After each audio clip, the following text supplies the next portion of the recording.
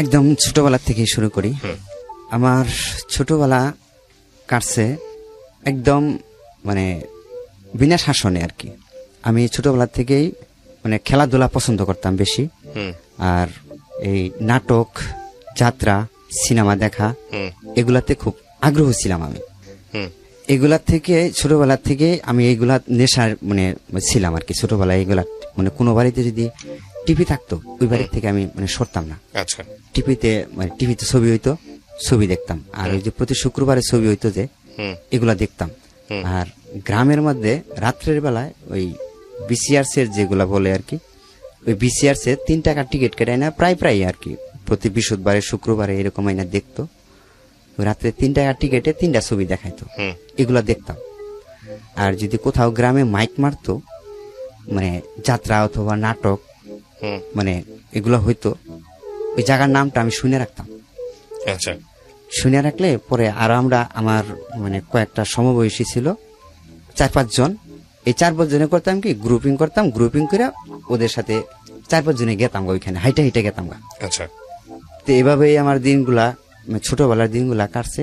আর যখন একটু বুঝতে শিখলাম মানে তখন আমার বাড়িতে আমার বড় ভাই, আমরা 4 ভাই বোন, আমি সবার ছোট ফ্যামিলির।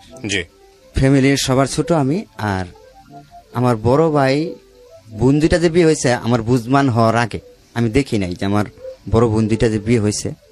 এটা আমি মানে এখন আমার স্মৃতিশক্তিতে মনে আসে না। আচ্ছা, যে আমার বড় বোনের বিয়ে খাইছি কি মানে এরকম বড় বোনের। তারপর আমি লেখাপড়া করতে পারিনি তেমন, কারণ লেখাপড়া করতে পারিনি কেন সেটা হয়েছে আমার বড় ভাইয়ের জন্য।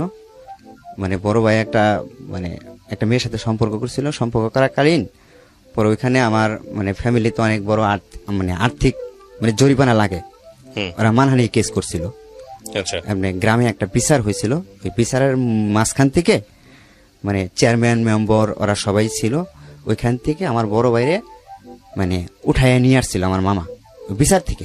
উঠাইয়া নিয়ে আসার পরে পরে চেয়ারম্যান মেম্বাররা মানে বাদী হয়ে আর মেয়ের মা যেটা আর কি ওই মেয়ের সাথে সম্পর্ক করতো, মানে দেখা করতে যায় গ্রামে যা হয় আর কি, ওই মেয়ের সাথে দেখা করতে যায় সন্ধ্যাবেলা দেখা করতে যায় মানে গ্রামে আর কি মানে গুজব রটাইছে যে মেয়ের সাথে এরকম খারাপ কাজ করছে।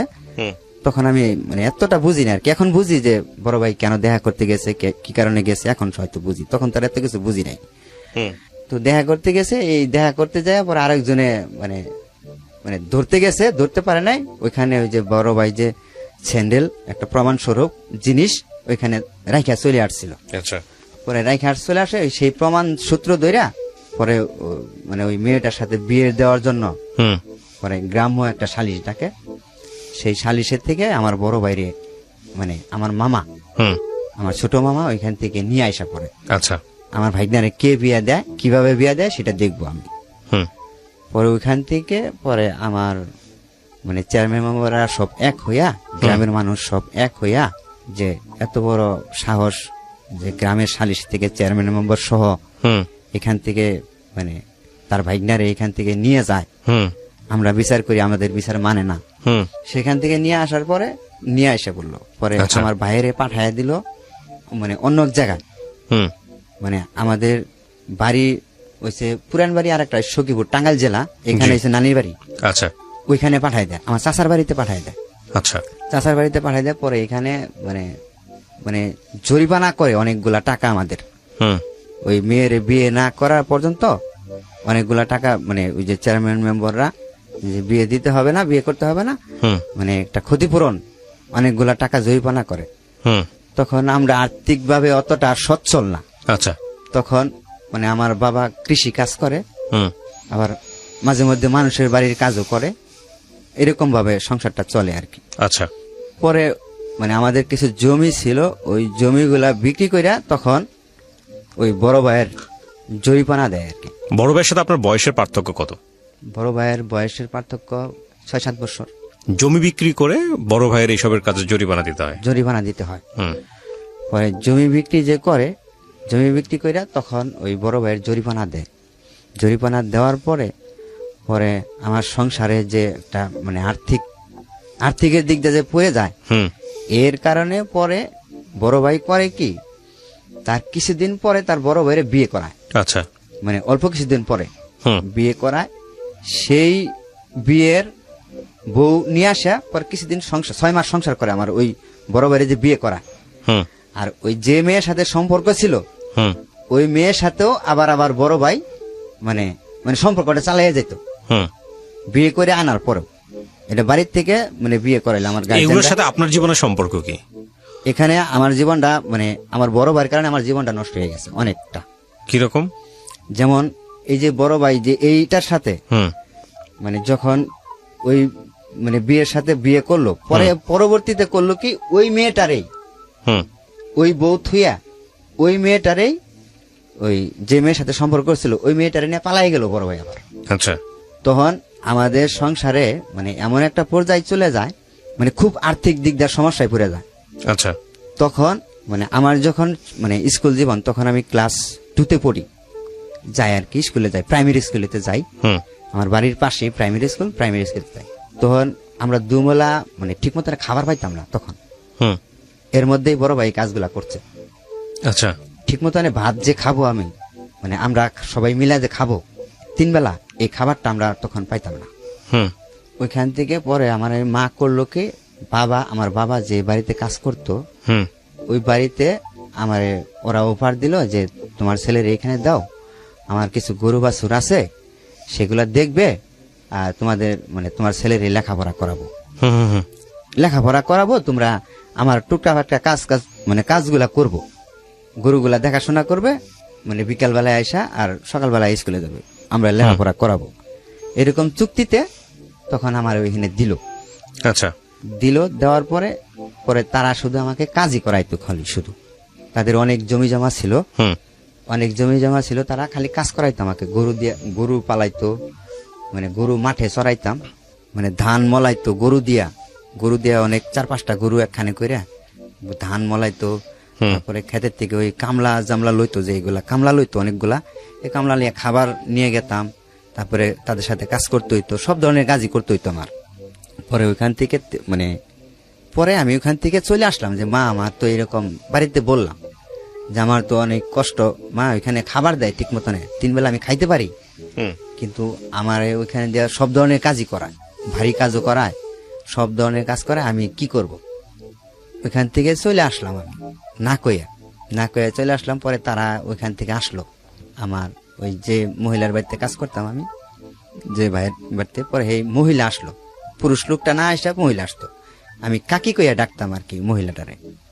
পরে কাকি আইসা আমাকে অনেক রিকোয়েস্ট করলো যে চল তুই এখন তোকে টাকা দেব, মাসে কিছু করে টাকা দেব, তুই এখন চলে আসলি, মানে এভরিথিং ওইখানে যা আছে সব ধরনের কাজই করতাম আমি। ওইখানে হাড়ি পাতা মানে হাড়ি পাতিল গুলো আছে না, সকালবেলা এইগুলা দিয়ে আমার মাজাইতো, মানে সকালবেলা হাড়ি পাতিল গুলো এইগুলো আমাকে মাজাইতো এরা, হাড়ি পাতলও মাজাতো। হ্যাঁ সকালবেলা এগুলাও করাইতো আমার, পুকুর পাড়ে ঘাটে নিয়ে দিত, নিয়ে পরে বলতো, আদর করতো, আবার আমাকে আদর করেই বলতো যে আইনাল তুই এগুলা আস্তে আস্তে মাছ হইতো, আমি বাড়িতে অন্য কাজগুলা করতেছি, তুই আস্তে আস্তে মাছ হই। খুব আদর করতো, খাওয়া দাওয়ায় কোনো ডিপিট দিত না, তারা যা খাইতো তারা সাথে নিয়েই খাইতো। খাওয়ার দিক দিয়া মনে করেন যে আমার পরিপূর্ণ দিয়ে রাখতো, এদিক দিয়ে মানে আমাকে কষ্ট দিত না, কিন্তু সব ধরনের কাজ আমাকে দিয়ে করাইতো, ভাই কাজ মানে এই কাজগুলো আমাকে দিয়ে করাইতো। পরে ওইখান থেকে আমি 2 বছর নিয়ে 3 বছর করার পরে আমি ওইখান থেকে চলে আসলাম। আচ্ছা। চলে আসার পরে এইখান থেকে এই যে ঢাকায় আসলাম আমি, মানে গার্মেন্টস জগৎটার মধ্যে আসলাম আমি। ওইখান থেকে চলে আসা পরে মারে বললাম যে মা আমাকে কিছু টাকা দাও, আমার বাড়ির পাশে একজনে কাজ করে সাভারে, ওর জানতাম খালি সাভার কাজ করে, আমি এটুকুই জানতাম, সাভার মানে যে জায়গাটায় থাকতো এই জায়গাটার নাম জানতাম আমি, ওর কাছে শুনছিলাম আমি। আচ্ছা। পরে ওইখান থেকে মানে বাড়ির থেকে আমি 2,500 টাকা নিয়ে 2,500 টাকা নিলাম, এটা 2001 সালে কি 3 সালে তখন আসলাম আমি। 2,500 টাকা নিয়ে তখন আমাকে দিল মা, মানে ওইখানে 3 মাস কাজ শিখতে হইব, 3 মাসের মানে কাজ শিখে আমাকে ও বলছে যে 3 মাস মিনিমাম কাজ শিখতে হইব তোমার, 3 মাস মানে নিজের খাইতে হইব, নিজের খাইয়া তোমার কাজ করতে হইব, 3 মাসের মধ্যে কোনো বেতন তুমি পাবা না। আমাকে এরকম একটা দিছিল দেখে আমি এই কারণেই, পরে ওই মা টাকাটা কিভাবে দিছিল, আরেকজনের কাছ থেকে দেনা করে আইনা দিছিল, ওকে। ধার করে এনে দিছিল মা আমাকে। তো ওই টাকাটা নিয়ে আমি মানে সাভারের উদ্দেশ্যে রওনা দিই। সাভার Okay. আমি গেলাম। ওকে। সাভার যাইয়া হেরা শুধু খালি ওই জায়গার নামটুকু জানতাম যে ওরা ব্যাংকটেক থাকে, মানে ওরা বাসা কোথায় এগুলো আমি কিছু চিনতাম না। হুম। তখন এই আবদুল্লাহপুর আইসা এই দিক দিয়া কোন দিক দিয়ে যাওয়া লাগে মানুষের কাছে জিজ্ঞেস করতাম যে সাভার যাবো তো কোন দিক দিয়া, জিজ্ঞেস করে পরে আস্তে আস্তে গেতাম। হুম। পরে সাভার স্ট্যান্ডে যখন নামছি নাইমা তখন বেলা আসরুক্তের টাইম। নামার পরে পরে ওইখান থেকে আমি দোকানে বসে একটা রুটি আর একটা কলা খাইছি। হুম। পরে ওই মুরব্বী বেটা আমার দিকে বলে, তুমি বাড়ি কোথায় বাঁচতা? ওরা আমি বললাম যে আমার বাড়ি তো এই ময়মনসিংহ জেলা ভালুকা থানা। কয় তুমি কোথায় আসছো এখানে? হুম। আমার জিজ্ঞেস করতেছে। পরে আমি বলছি যে আমি যে এখানে যে ব্যাংকটেক জায়গা কোনটা, ব্যাংকটেক জায়গার নামটা কোনটা, আমি ব্যাংকটেকে আসছি। ব্যাংকটেক তো এই অনেক দূর, ওইখান থেকে রিক্সা নিয়ে আরো তোমার 10 টাকা ভাড়া লাগবো, হুম। বাস ভাড়া লাগবো সাভার স্ট্যান্ড থেকে। ওকে। পরে আমি কইলাম যে আমি ওইখানে যাব। পরে চাচারে বললাম যে চাচা আমি কোন দিকে বাসে উঠবো? কয় চাচা পরে দেখাই দিল, কয় ওই সামনে আগায় দেখো ডাকতেছে হুম। ব্যাংকটেক এদিকে ডাকতেছে, তুমি ওইখান থেকে গাড়িতে উঠে যাও। হুম। পরে আমার ওই ব্যাংকটেক ওইটা যে একটা জায়গার নাম এটা আমি জানতাম না। আচ্ছা। ব্যাংকটেক ওইটা একটা জায়গার নাম। পরে আমি ওইখানে যাই, আমার ব্যাংকটেকের একটা গেটের সামনে নামায়া দিল যে এটাই ব্যাংকটেক। আমি ওই গাড়ির হেল্পারে বারবার বলতাম যে ভাই আমি চিনি না, আমার একটু ওই জায়গা মতনে নামাই দিয়ে দেন। হুম। পরে আমার গেটের সামনে নামাই দিল। গেটের সামনে নামাই দিছে। পরে আমি তো হতভঙ্গ, এটা তো আসলে ওই জায়গার নাম। আর আশেপাশে সবাই জিজ্ঞেস করে পরে আমি কইলাম যে তো এখানে সোয়েটার ফ্যাক্টরি কোনটা? এক লোকে আমার বললো ওই সোয়েটার ফ্যাক্টরি আছে ওই কোনারে, নদীর ধারে একটা ফ্যাক্টরি আছে। এটা কোন জেলা, মানে কোথায় আসতেছেন? ঢাকাতে? হ্যাঁ এটা ঢাকাতে। হুম। তারপর? ওই যে সাভার এলাকায় ব্যাংকটেকে। সাভারে? ওকে। হ্যাঁ সাভার। হুম। আসতেছেন মূলত কাজ খোঁজার জন্য? কাজ খোঁজার জন্য। রাইট। তারপর? মানে ওইখানে পরে আমি ফ্যাক্টরিতে আবার ওই যে আমার বাড়ির পাশে একটা লোক থাকে, হুম। আমার বাড়ির পাশে ওই ফ্যাক্টরির পিএম, ওইটা আমাদের গ্রামেরই। হুম। ওই ফ্যাক্টরির যে পিএম বড় পোস্টের একটা লোক, ওইটা আমাদের গ্রামেরই। হুম। ওইখানে চাকরি করে ওই ফ্যাক্টরিতে। হুম। তো ওইখানে গেলাম আমি। যাওয়ার পরে ওইখানে মানে যাই ওই ফ্যাক্টরিতে যাই দেখি ছুটি হয়ে গেছে। তারপর? পরে ওইখানে ফ্যাক্টরি ছুটি হয়ে গেছে। পরে ফ্যাক্টরিতে পাইলাম না। পরে ওইখানে ঘুরে পরে আমি একটু সামনে আগাইছি। আমি নিয়ত করছি যে রাত হয়ে গেছে অনেক, রাত্রে 10টা বাজে। পরে আমি ভাবছি যে কোথায় থাকবো, ওদের বাসা তো পাইলাম না। ফ্যাক্টরিতে থাকলে হয়তো খবর দিলে মানে নিয়ে আসতো, কালকে সকাল ছাড়া তার হবে না। হুম। আমি নিয়ত করছি যে মসজিদে থাকবো আজকে, হুম। মসজিদে ঘুমাবো। ছোটবেলার থেকে ওই যে এইগুলা ব্রেন মাথার মধ্যে কাজ করতে কেমনে, হুম। ওই যে ছোটবেলায় যে আমি ওদিক সদিক ওই যে মানে নাটক সিনেমা দেখতাম, হুম। এগুলা আর কি মানে আমার একটা ব্রেনের মধ্যে কাজ করতো যে আচ্ছা। কোথায় থাকবো। পরে আমি কইলাম যে আমি মসজিদে ঘুমাবো আজকে। ওই মসজিদের পাশে গেছি। পরে আমার বাড়ির পাশে দিয়ে আরেকজন ওই পেঁয়াজি টেজি সিঙ্গারা টিঙ্গারা এগুলো বেচতেছে। পরে ওর বাসায় নিয়ে গেলাম। ওর বাসায় পরে ওর দেখা করলাম সামনে যায়। পরে কই তুই কই থেকে? পরে আমি কইলাম যে আমি তো এরকম বিষয়, আমি তো বিল্লালের বাসায় যাব। কয় বিল্লালের বাসা তো অনেক দূরে, কয় এখন তার সম্ভব না, আমি দোকান করতেছি, কয় এখন আমার বাসায় চল, পরে কালকে তোরে দেখা করে দিব, কালকে দেখা করে দিব। পরে ওর বাসায় গিয়ে যাই খাওয়া দাওয়া করে থাকলাম। থাকার পরে পরের দিন হুম।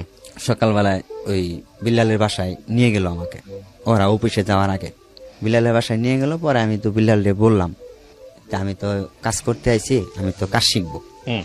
কাজ শিখবো, আমাকে কাজ শিখিয়ে দেন, কিভাবে কাজ শিখতে হয়, কিভাবে কি করতে হয়। আমনের উপরে আইছি আমি, আমার তো এখানে আর কেউ নাই, আম্মা আমনের কাছে পাঠাইছে, আপনি আমার কাজ শিখিয়ে দেন। পরে ওরা আমাকে ওই সোয়েটারে মানে কাজ শিখতে হয়, মানে হাতে কাজ করতে হয়, কাজটা নিজের খরচে খাইয়া শিখতে হয়। ওইটা প্রোডাকশনের কাজ। ওইটা প্রোডাকশন যখন আপনি দিবেন তখন থেকে আপনার ওইখানে আমাকে মানে ওই ফ্যাক্টরিতে হুম। ওইখানে আমার মানে গেট পাস হইল না, হুম। মানে কাজ শিকার মতো অনুমতি হইল না। আচ্ছা। হইল না। পরে আমি নিজে বাজে পরে ওর পাশেই ওই সাদাপুর, ওই সাভার এলাকায় সাদাপুর একটা গ্রামে নতুন একটা ফ্যাক্টরি চালু হইলো। পরে আমি ওইখানে গেলাম। যাওয়ার পরে ওইখানে মানে কাগজপাতি জমা দিয়ে কাজ শিকার গেট পাস বের করলাম আমি নিজে বাজেই। হুম। কাজ শিকার গেট পাস বের করে পরে ওইখানে কাজ শিখলাম। কাজ শিকার পরে ওইখানে আমি প্রথম বেতন পাইলাম 2600 টাকা মনে হয়।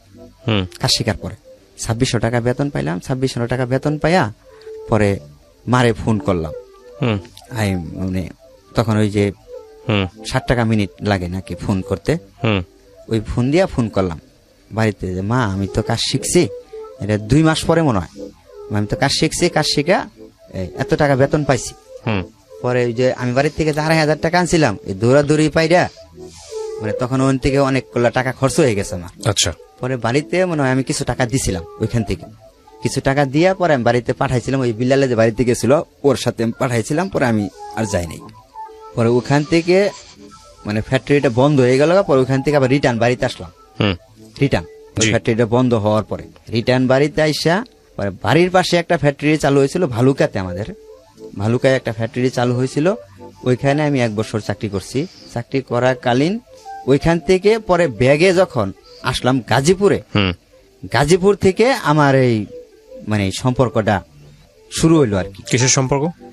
ওই বডি ফ্যাশন ফ্যাক্টরিতে যখন চাকরি নিলাম, চাকরি নেওয়ার কিছুদিন পরেই হুম মানে আমি ওই ফ্লোরের মধ্যে একই ফ্লোরে 2টা বাক্স ছিল আর কি, একটা ফ্লোরেই 2টা বাক্স ছিল, জি। ওইটা ওই পাশে এক সেকশন, এই পাশে এক সেকশন, আচ্ছা মানে ওই পাশেই বসে মানে উনারা কাজ করতো, আমি মানে ম্যানুয়ালে মেশিনে হুম। কাজ করতাম, হুম মানে দাঁড়ায় দাঁড়ায় দেখা যাইতো, উনি আমাকে দেখতো আমি ওনাকে দেখতাম। হুম আমি মাঝে মধ্যে বাহির থেকে যে কেক টেক নিয়ে যে খাইতাম, হুম খাওয়ার পরে উনি জিজ্ঞেস করতো তুমি বাসায় ভাত খাও না? আচ্ছা, উনিটা কি একটা মহিলা নাকি একটা পুরুষ?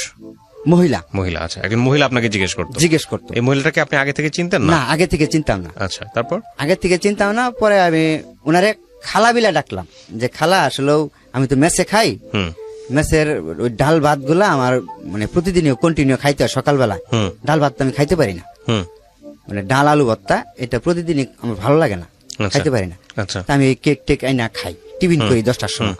হুম পরে এক কথায় দুই কথায় তাদের সাথে মানে ভালো একটা সম্পর্কে গেলাম আর কি, হুম একটু ফ্রি হইলাম। হুম ফ্রি হওয়ার পরে ওই মানে খালাকে ডাকতাম, যে ওই খালা একদিন আমাকে অফার করলো যে তুমি তো মেসের খাবার খাইতে পারো না, তা আমি তো এখানে ফ্যামিলি নিয়ে থাকি, আমার 2 মেয়ে 1 ছেলে নিয়ে থাকি এখানে, হুম তোমার খালু আছে এখানে, তে তুমি কিছু যদি মনে না করো তাহলে আমার এখানে খাইতে পারো, তুমি হুম মাসে কিছু টাকা দিও। ওকে। পরে আমি ওইখানে পরে কইলাম যে ঠিক আছে খালাতে, আমার তো আগে ওই মেসের ওইখানে ই করতে হইব, মেসেরে না করে দিয়া পরে আপনার ওইখানে বলতে হইব। হুম ওইভাবেই ওই খালার সাথে ওইখানে চুক্তি কইরা ওই খালার ওইখানে খাওয়া শুরু করলাম, মাসে কিছু মানে টাকা দিয়া থাকি আরেক জায়গায়, খাই ওইখানে 3 বেলা ওইখানে এসে খাই। হুম 3 মেয়ে 1 ছেলে নিয়ে থাকে। পরে যে খালার যে মেয়েগুলা 3 মেয়ে যে আমাকে ভাই বিলে ডাকতো আর কি, ওইখানে আমি 3 বেলা যায় টাইম টু টাইম খাইতাম, খালি সকালে মানে অফিসে যাওয়ার আগে 8টার আগে ওইখানে খাইতাম, আর দুপুরে লাঞ্চ টাইমে এসে 1 ঘন্টা লাঞ্চ টাইম ওইখানে খাওয়া দাওয়া করতাম। হুম আর বিকালে 9টা 10টা ছুটি হইতো, 9টার সময় ছুটি হইতো, 10টায় ছুটি হইতো, এই সময় এসে খাওয়া দাওয়া করে আমি আলাদা জায়গায় থাকতাম, ওইখানে যেয়ে থাকতাম, হুম মানে ওইখানে খালি 3 বেলা খাইতাম খালার ওইখানে। আচ্ছা। পরে ওইখানে প্রায় 1 বছর খালার ওইখানে খাওয়া দাওয়া করলাম। আর এর মাঝখানে ওই খালার যে 2টা মেয়ে ছিল, বৈশা গল্প গুজর করতাম, বৈশা ওদের সাথে এইভাবেই সম্পর্কে মানে গল্প করতাম, বৈশা বৈশা গল্প করতাম। পরে টিটকারি ফাজদামি মজা এগুলা করতাম করতাম করার সময় পরে আমাকে ওই মানে কুলসুম যে মেয়েটা, খালার যে কুলসুম মেয়েটা, হুম এই মেয়েটা আমাকে মানে বলল যে ভাই আমাকে কি দিবেন, সামনে তো ঈদ, ঈদের মধ্যে আপনি আমাকে কি দিবেন? পরে আমি কইলাম যে তুমি কি নিবা? কয় আপনি আমার বড় ভাই, তা আপনি আমার কি দিবেন? পরে আমি কইলাম তুমি যা নিয়ে খুশি, ঈদের মধ্যে ঈদের তুমি বড় ভাইয়ের কাছ থেকে ঈদ বোনাস নিবা, ঈদের গিফট নিবা, তুমি যা নিয়ে খুশি। পরে আমি ওই মেয়েটারে নিয়ে, খালার মেয়েরে নিয়ে কোনাবাড়ি মার্কেটে গেলাম। কোনাবাড়ি মার্কেটে যাওয়াকালীন পরে ওনারে একটা শাড়ি কিনে দিলাম, মানে কুলসুমরে হুম একটা শাড়ি কিনে দিলাম, কুলসুমরে শাড়ি কিনে দিলাম। পরে আমাকে প্যান্ট শার্ট কিনে দেওয়ার জন্য মানে খুব রিক করলো যে ভাই আম্মা বলছে আপনার প্যান্ট শার্ট কিনে দেওয়ার জন্য। হুম পরে আমি কইছি না, তুমি ছোট আমার, তুমি আমারে প্যান্ট শার্ট কিনে দেবা কেন? আমি তোমারে মানে তুমি ভাই কইয়া ডাকো আমারে, আমি তোমারে একটা শাড়ি দিছি, ঈদের উপহার দিছি তোমাকে এটা। হুম পরে আমি এখান থেকে ব্যাগে চলে আসলাম ওরে নিয়ে মার্কেটে, মার্কেট থেকে বাসায় আসলাম। বাসায় আসার পরে ওইখানে আমি খাওয়া দাওয়া করে গল্প করছি রাত্রে 11টা পর্যন্ত। হুম রাত্রে 11টা পর্যন্ত গল্প কইরা পরে তাদের সাথে মানে এমন একটা ক্লোজ হইলো, আমার খুব ক্লোজ হইলো ওই খালার সাথে, খালার মানে সন্তানদের সাথে মানে খুব ক্লোজ হয়ে গেল। ক্লোজ যাওয়ার পরে এই ঈদের মধ্যে, যেই ঈদ আসতেছে, ঈদের মধ্যে খালা আমাকে অফার করলো যে এই ঈদের ছুটিতে চলো আমাদের বাড়িতে বেড়াইতে যাই। ছুটি পাইছি 6 দিনের, চলো আমাদের বাড়িতে বেড়াইতে যাই। এর মাঝখানে যে ওই খালার মেয়ের সাথে মানে কোনো যে প্রেমের যে একটা গল্প টল্প এগুলা কখনো আমার সাথে হয় নাই। মানে জাস্ট খালি আন্তরিকতা, যেরকম ভালো মন্দ জিজ্ঞেস করা, মজা টজা করা, এগুলাই করতাম আর কি। এরকম মানে ভাবে আমি ভাই বোন হিসাবেই থাকতাম আর কি। পরে খালা আমাকে অফার করলো যে চলো আমাদের বাড়িতে যাই ঈদের মধ্যে বেড়াইতে। পরে আমি কইলাম যে আমার তো বাবা মা আছে, আমার বাবা মা কি কয় আমি শুনে নই। আবার আমার ছোটবেলার থেকে একটা অভ্যাস হয়েছে, কইলাম যে মানে দেশ ঘোরা, বিভিন্ন জায়গায় যাওয়া, এইগুলো আমার পছন্দ, ভালো লাগতো আর কি। পরে আমি আম্মার কাছে ফোন দিলাম, কইলাম যে মা আমি যেখানে খাই, যে খালার বাসায়, এরা তো এদের বাড়িতে যাইতে বলতেছে, আমি যাই। পরে আম্মা আমাকে নিষেধ করলো। আমার মা বললো যে তুই বছরকার দিন ওঠাই যাবি, সবাই বাড়িতে আইতাছে, আবার তুই যাবি আরেক জায়গায়, ওঠাই যাওয়া লাগবে না, তুই আইসা পর, বাড়িতে আইসা পর, ঈদের ছুটি পাবি, তুই বাড়িতে আইসা পর। পরে আমি মারে বুঝাই কইলাম যে মা আমি ওইখানে হয়তো ঈদের দিন টুকু থাইকা ঈদের পরের দিন দরকার চলে আসবো নি, 2 দিন এসে বাড়িতে থাকবো নি। পরে আমি জামালপুর গেলাম, ঈদের ছুটি পাইলাম, যে ঈদের ছুটি পাওয়ার যেদিন পাইলাম, রাত্রে ছুটি পাইলাম সন্ধ্যার দিক দিয়ে, ওদিন নাইটেই ওদের সাথে মানে আমি মানে জামালপুর গেলাম ওদের সাথে, ওরা সবাই ফ্যামিলির সবাই মিলে একসাথে নাইটের গাড়িতে গেলাম। নাইটের গাড়িতে ওদের সাথে যে গেলাম, পরে আমি ফজরের আজানের সময় ওদের ওইখানে যাই নামছি। ফজরের আজানের সময় নাইমা পরে ওইখানে ওদের বাড়িতে নিয়ে গেছে আমাকে। পরে বাড়িতে যাওয়ার পরে আমি ওইখানে যাই ঘুমাইছি, ঘুমাইতে করছি 12টা বাজে। 12টা বাজে ঘুমাইতে উঠা গোসল টোসল দিয়ে খাওয়া দাওয়া করছি। খাওয়া দাওয়া করার পরে মানে খাওয়া দাওয়া করার পরে আমি দুপুরে আবার শুয়ে একটু ঘুমাইছিলাম মনে হয়। পরে 4টার সময় আমি উঠে একদম মানে বসে রয়েছি। পরে 4-5টা মহিলা এসে আমাকে মানে উদ্দেশ্য করে বলতেছে যে জামাই কোনটা, জামাই কোনটা, আচ্ছা এটা বলতেছে। তখন আপনি বিয়ে করেন নাই? না, তখন আমি কোনো বিয়ে করি নাই, এদের সাথে কোনো বিয়ের আলোচনা নাই। হঠাৎ করে ওদের বাড়িতে কিন্তু আমি গেছি বেড়াইতে। পরে আমার মনের ভেতরে জানি কেমন একটা লাগলো। পরে আমি ওই মহিলারে আগায় যায় মানে একটু আড়ালে যায়, টাগায় যায় জিজ্ঞেস করছি, বয়স তেমন না আর কি, ভাবিকে ডাক দিচ্ছি যে ভাবি একটু শুনবেন, আপনি একটু আগে যে একটা কথা বললেন জামাই কোনটা, জামাই কোনটা, এই কথাটা কেন বললেন? পরে আমারে বলতেছে কয় কে তুমি কুলসুমরে বিয়ে করতে আসো নাই? ওকে, মানে আপনি জানতেন না, আলটিমেটলি ওরা বলছে? হ্যাঁ ওরা বলছে। পরে আমি কইলাম যে না আমি তো এই ব্যাপারে তো আসিনি, আমি তো এখানে আসছি বেড়াইতে, আমি তো কুলসুমরে বিয়ে করতে আসিনি। পরে কয় না ওর আম্মা ওর বাবা সবাই বলছে যে তুমি বিয়ে করতে আসছো। পরে আমি তো কইলাম না আমি তো বিয়ে করতে আসিনি, আমি তো এখানে আসছি বেড়াইতে। আমি ওনারে খালা কইয়া ডাকি, আর ওনার মেয়ের সাথে তো আমার কোনো মানে কোনো রিলেশনও নাই। খালার মেয়ের সাথে তো আমার কোনো রিলেশন নাই, কোনো সম্পর্ক নাই। আমি খালার মেয়েরে কখনো বলিও নাই যে আমি আপনার মেয়েরে বিয়ে করবো, এমন ধরনের কোনো কথাই বলি নাই। তারা আমার ভাই কইয়া ডাকে, আমি তাদেরকে বোন কইয়া ডাকি, ছোট বোন হিসাবে মানে আমি দেখি তাদেরকে, তো আমি এরকম বলি নাই। আমি ওই খালার সাথে গেলাম, খালারে ডাক দিলাম যে খালা আপনি একটু এদিকে আসেন তো। পরে আমি কইলাম যে আমি বলে আপনার মেয়েরে বিয়ে করতে আসছি খালা, আপনি এই কথাটা মানে ওনাদের কাছে বলছেন। পরে কয় বাবা তোমার সাথে আমার কথা আছে, আমি একটু এদিকে আসো। পরে আমি গেলাম, পরে ওইদিকে আমাকে নিয়ে গেল অন্য সাইটে নিয়ে গেল। সাইটে নিয়ে যাওয়ার পরে আমারে বলতেছে কয় তুমি এখানে একটু দাঁড়াও, পরে আমি মানে তোমার নিরিবিলি জায়গায় নিয়ে বিষয়টা বুঝাইতেছি। পরে আমি তখন আবার মানে এই ঈদের আগদে আমি একটা মোবাইল সেট কিনছি, 1600 মডেলের একটা সেট। সেই মোবাইল ফোনটা আমার কাছ থেকে নিয়ে নিছে। তখন আমার হাতে ফোন, এটা 2007 সালে, তখন আমার হাতে মোবাইল আছে। তখন ওই মোবাইলটা আমার হাত থেকে নিয়ে নিছে। মোবাইলটা নিয়ে ফোন করার কথা বইলা মোবাইলটা নিয়ে নিছে। পরে ওই খালা আমাকে মানে এমন একটা জায়গায় নিল, মানে যেখানে মানে গ্রামে একটা চর জায়গা বলে, আলাদা ফাঁকা জায়গা, সেখানে আমারে নিল। নেওয়ার পরে আমারে বলতেছে কয় বাবা তুমি যদি আমার মেয়ের বিয়ে না করো, কয় তাহলে আমার এলাকায় থাকুন যাবো না, আমার এলাকায় মুখ দেখান যাবো না। আমি তো ভাবছি যে তুমি মানে কুলসুমের সাথে সম্পর্ক করো, তুমি কুলসুমরে পছন্দ করো, তুমি এই কুলসুমরে বিয়ে করবা। হুম আমি কইলাম আপনার এরকম মনে হইলো কেন? আমি কি আপনার মেয়েরে কোথাও বেড়াইতে নিয়ে গেছি কোনোদিন, কইতে পারবেন? আমি তো আপনার মেয়েরে কোথাও কোনোদিন বেড়াইতেও নিয়ে যাই নাই, হুম যে কোনো জায়গায় ঘুরতে গেছি, কোনো জায়গায় বেড়াইতে গেছি, তাও তো না, এমন তো আর না। জাস্ট আপনার রুমে আমি খাওয়া দাওয়া করতাম, আপনাদের সামনেই খোলামেলা ভাবে যেটুকু কথা বলতাম এইটুকুই। হুম পরে কয় তুমি যে এই ঈদের মধ্যে ওই যে মানে ওরে শাড়ি কিনে দিলা, ও তয়ে বলছে যে আমারে বিয়ে করব। কয় কুলসুম আইসা আমারে বলছে যে আমারে বিয়ে করব। তো আপনি শাড়ি কিনে দিতে গেছিলেন কেন?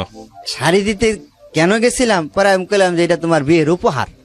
আমি এই কথাটা শাড়ি কিনে দেওয়ার এই কথাটা বলছিলামও, হুম যে এটা তোমার কাকে? বিয়ের আপনি তিন উপহার। বোনের মধ্যে আপনি কাকে কিনে দিয়েছেন? শুধু কুলসুমকে? কুলসুমকে, আর বাকি দুজনকে কিনে দেন নাই? আর না আর কাউকে কিনে দিনি। তো সন্দেহ করা ঠিকই আছে। হ্যাঁ, তারপর? পরে আমি ওই শাড়িটা কিনে দিয়া পরে এই ব্যাককালটা হইছি।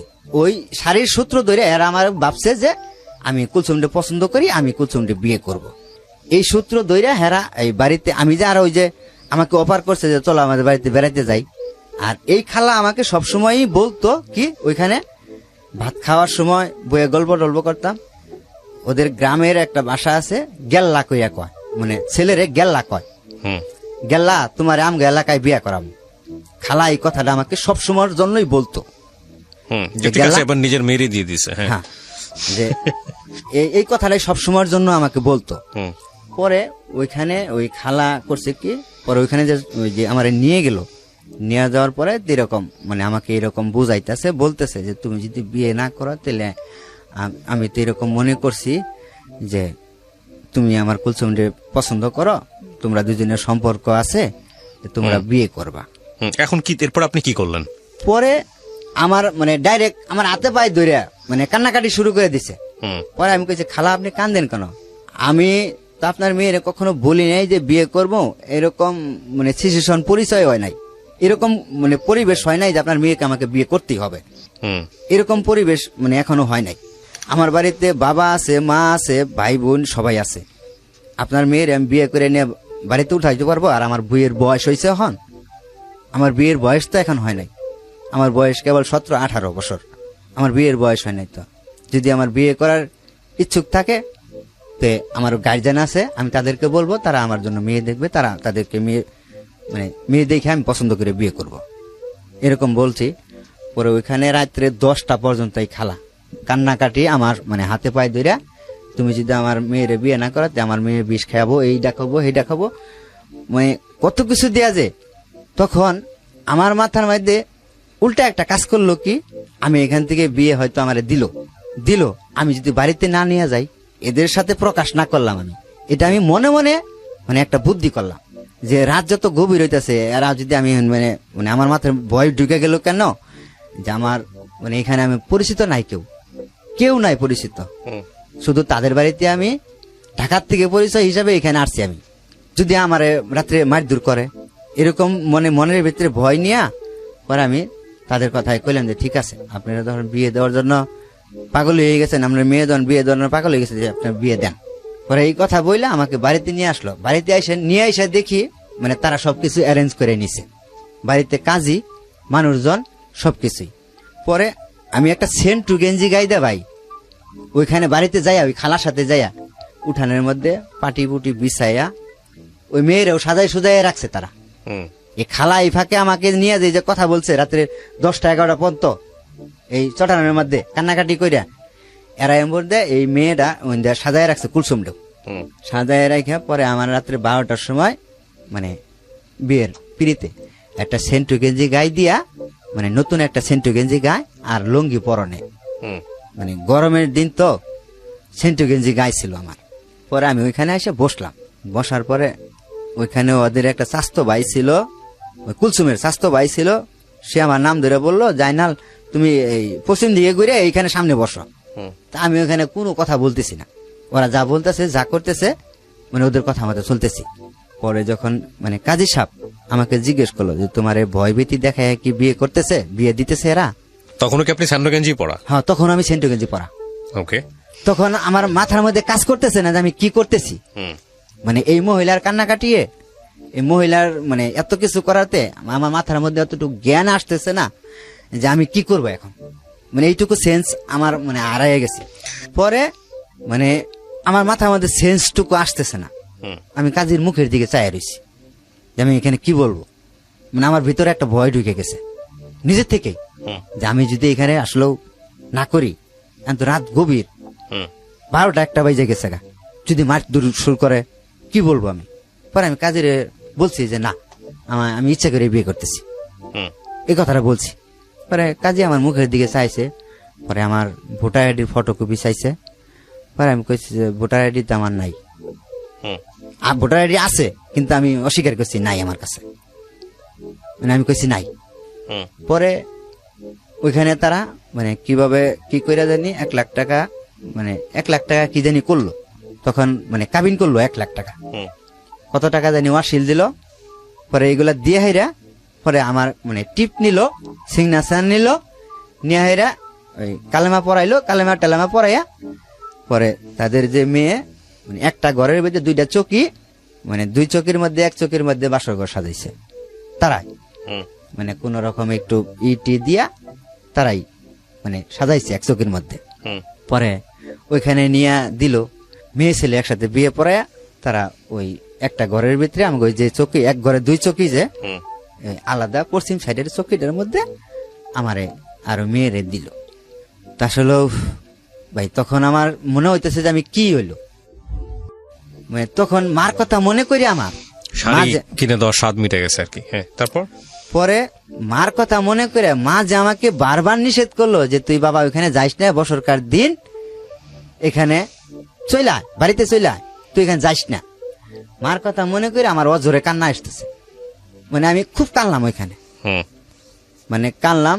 পরে ওই বাড়ির মানুষজন সবাই আসলো, কুলসুমের চাষিরা আসলো, কুলসুমের ওইখানে পুরুষ লোক নাই, সব মহিলারাই, মানে ওই বাড়িতে কোনো পুরুষ লোক বলতে খালি ওই যে ওর চাস্তো ভাই যেটা এটা ছিল, আর কোনো মানে ওর চাচারা এরা কেউ মানে আসতেছে না।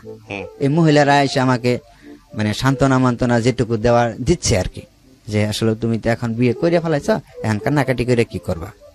আমি ওইখানে পরের দিন মানে ওইভাবেই ঘুমাইলাম, ওইখানে কান্নাকাটি করে আমি ঘুমাই গেলাম। পরের দিন সকালবেলায় আমি উঠলাম ঘুমের থেকে, উইটা পরে আমি একটা কথা চিন্তা করলাম যে আমি যে বিয়ে আমাকে দিছে, যে আমি কথা যদি বাড়িতে জানাই তো আমার বাড়িতে মা খুব খারাপ অবস্থা হবো।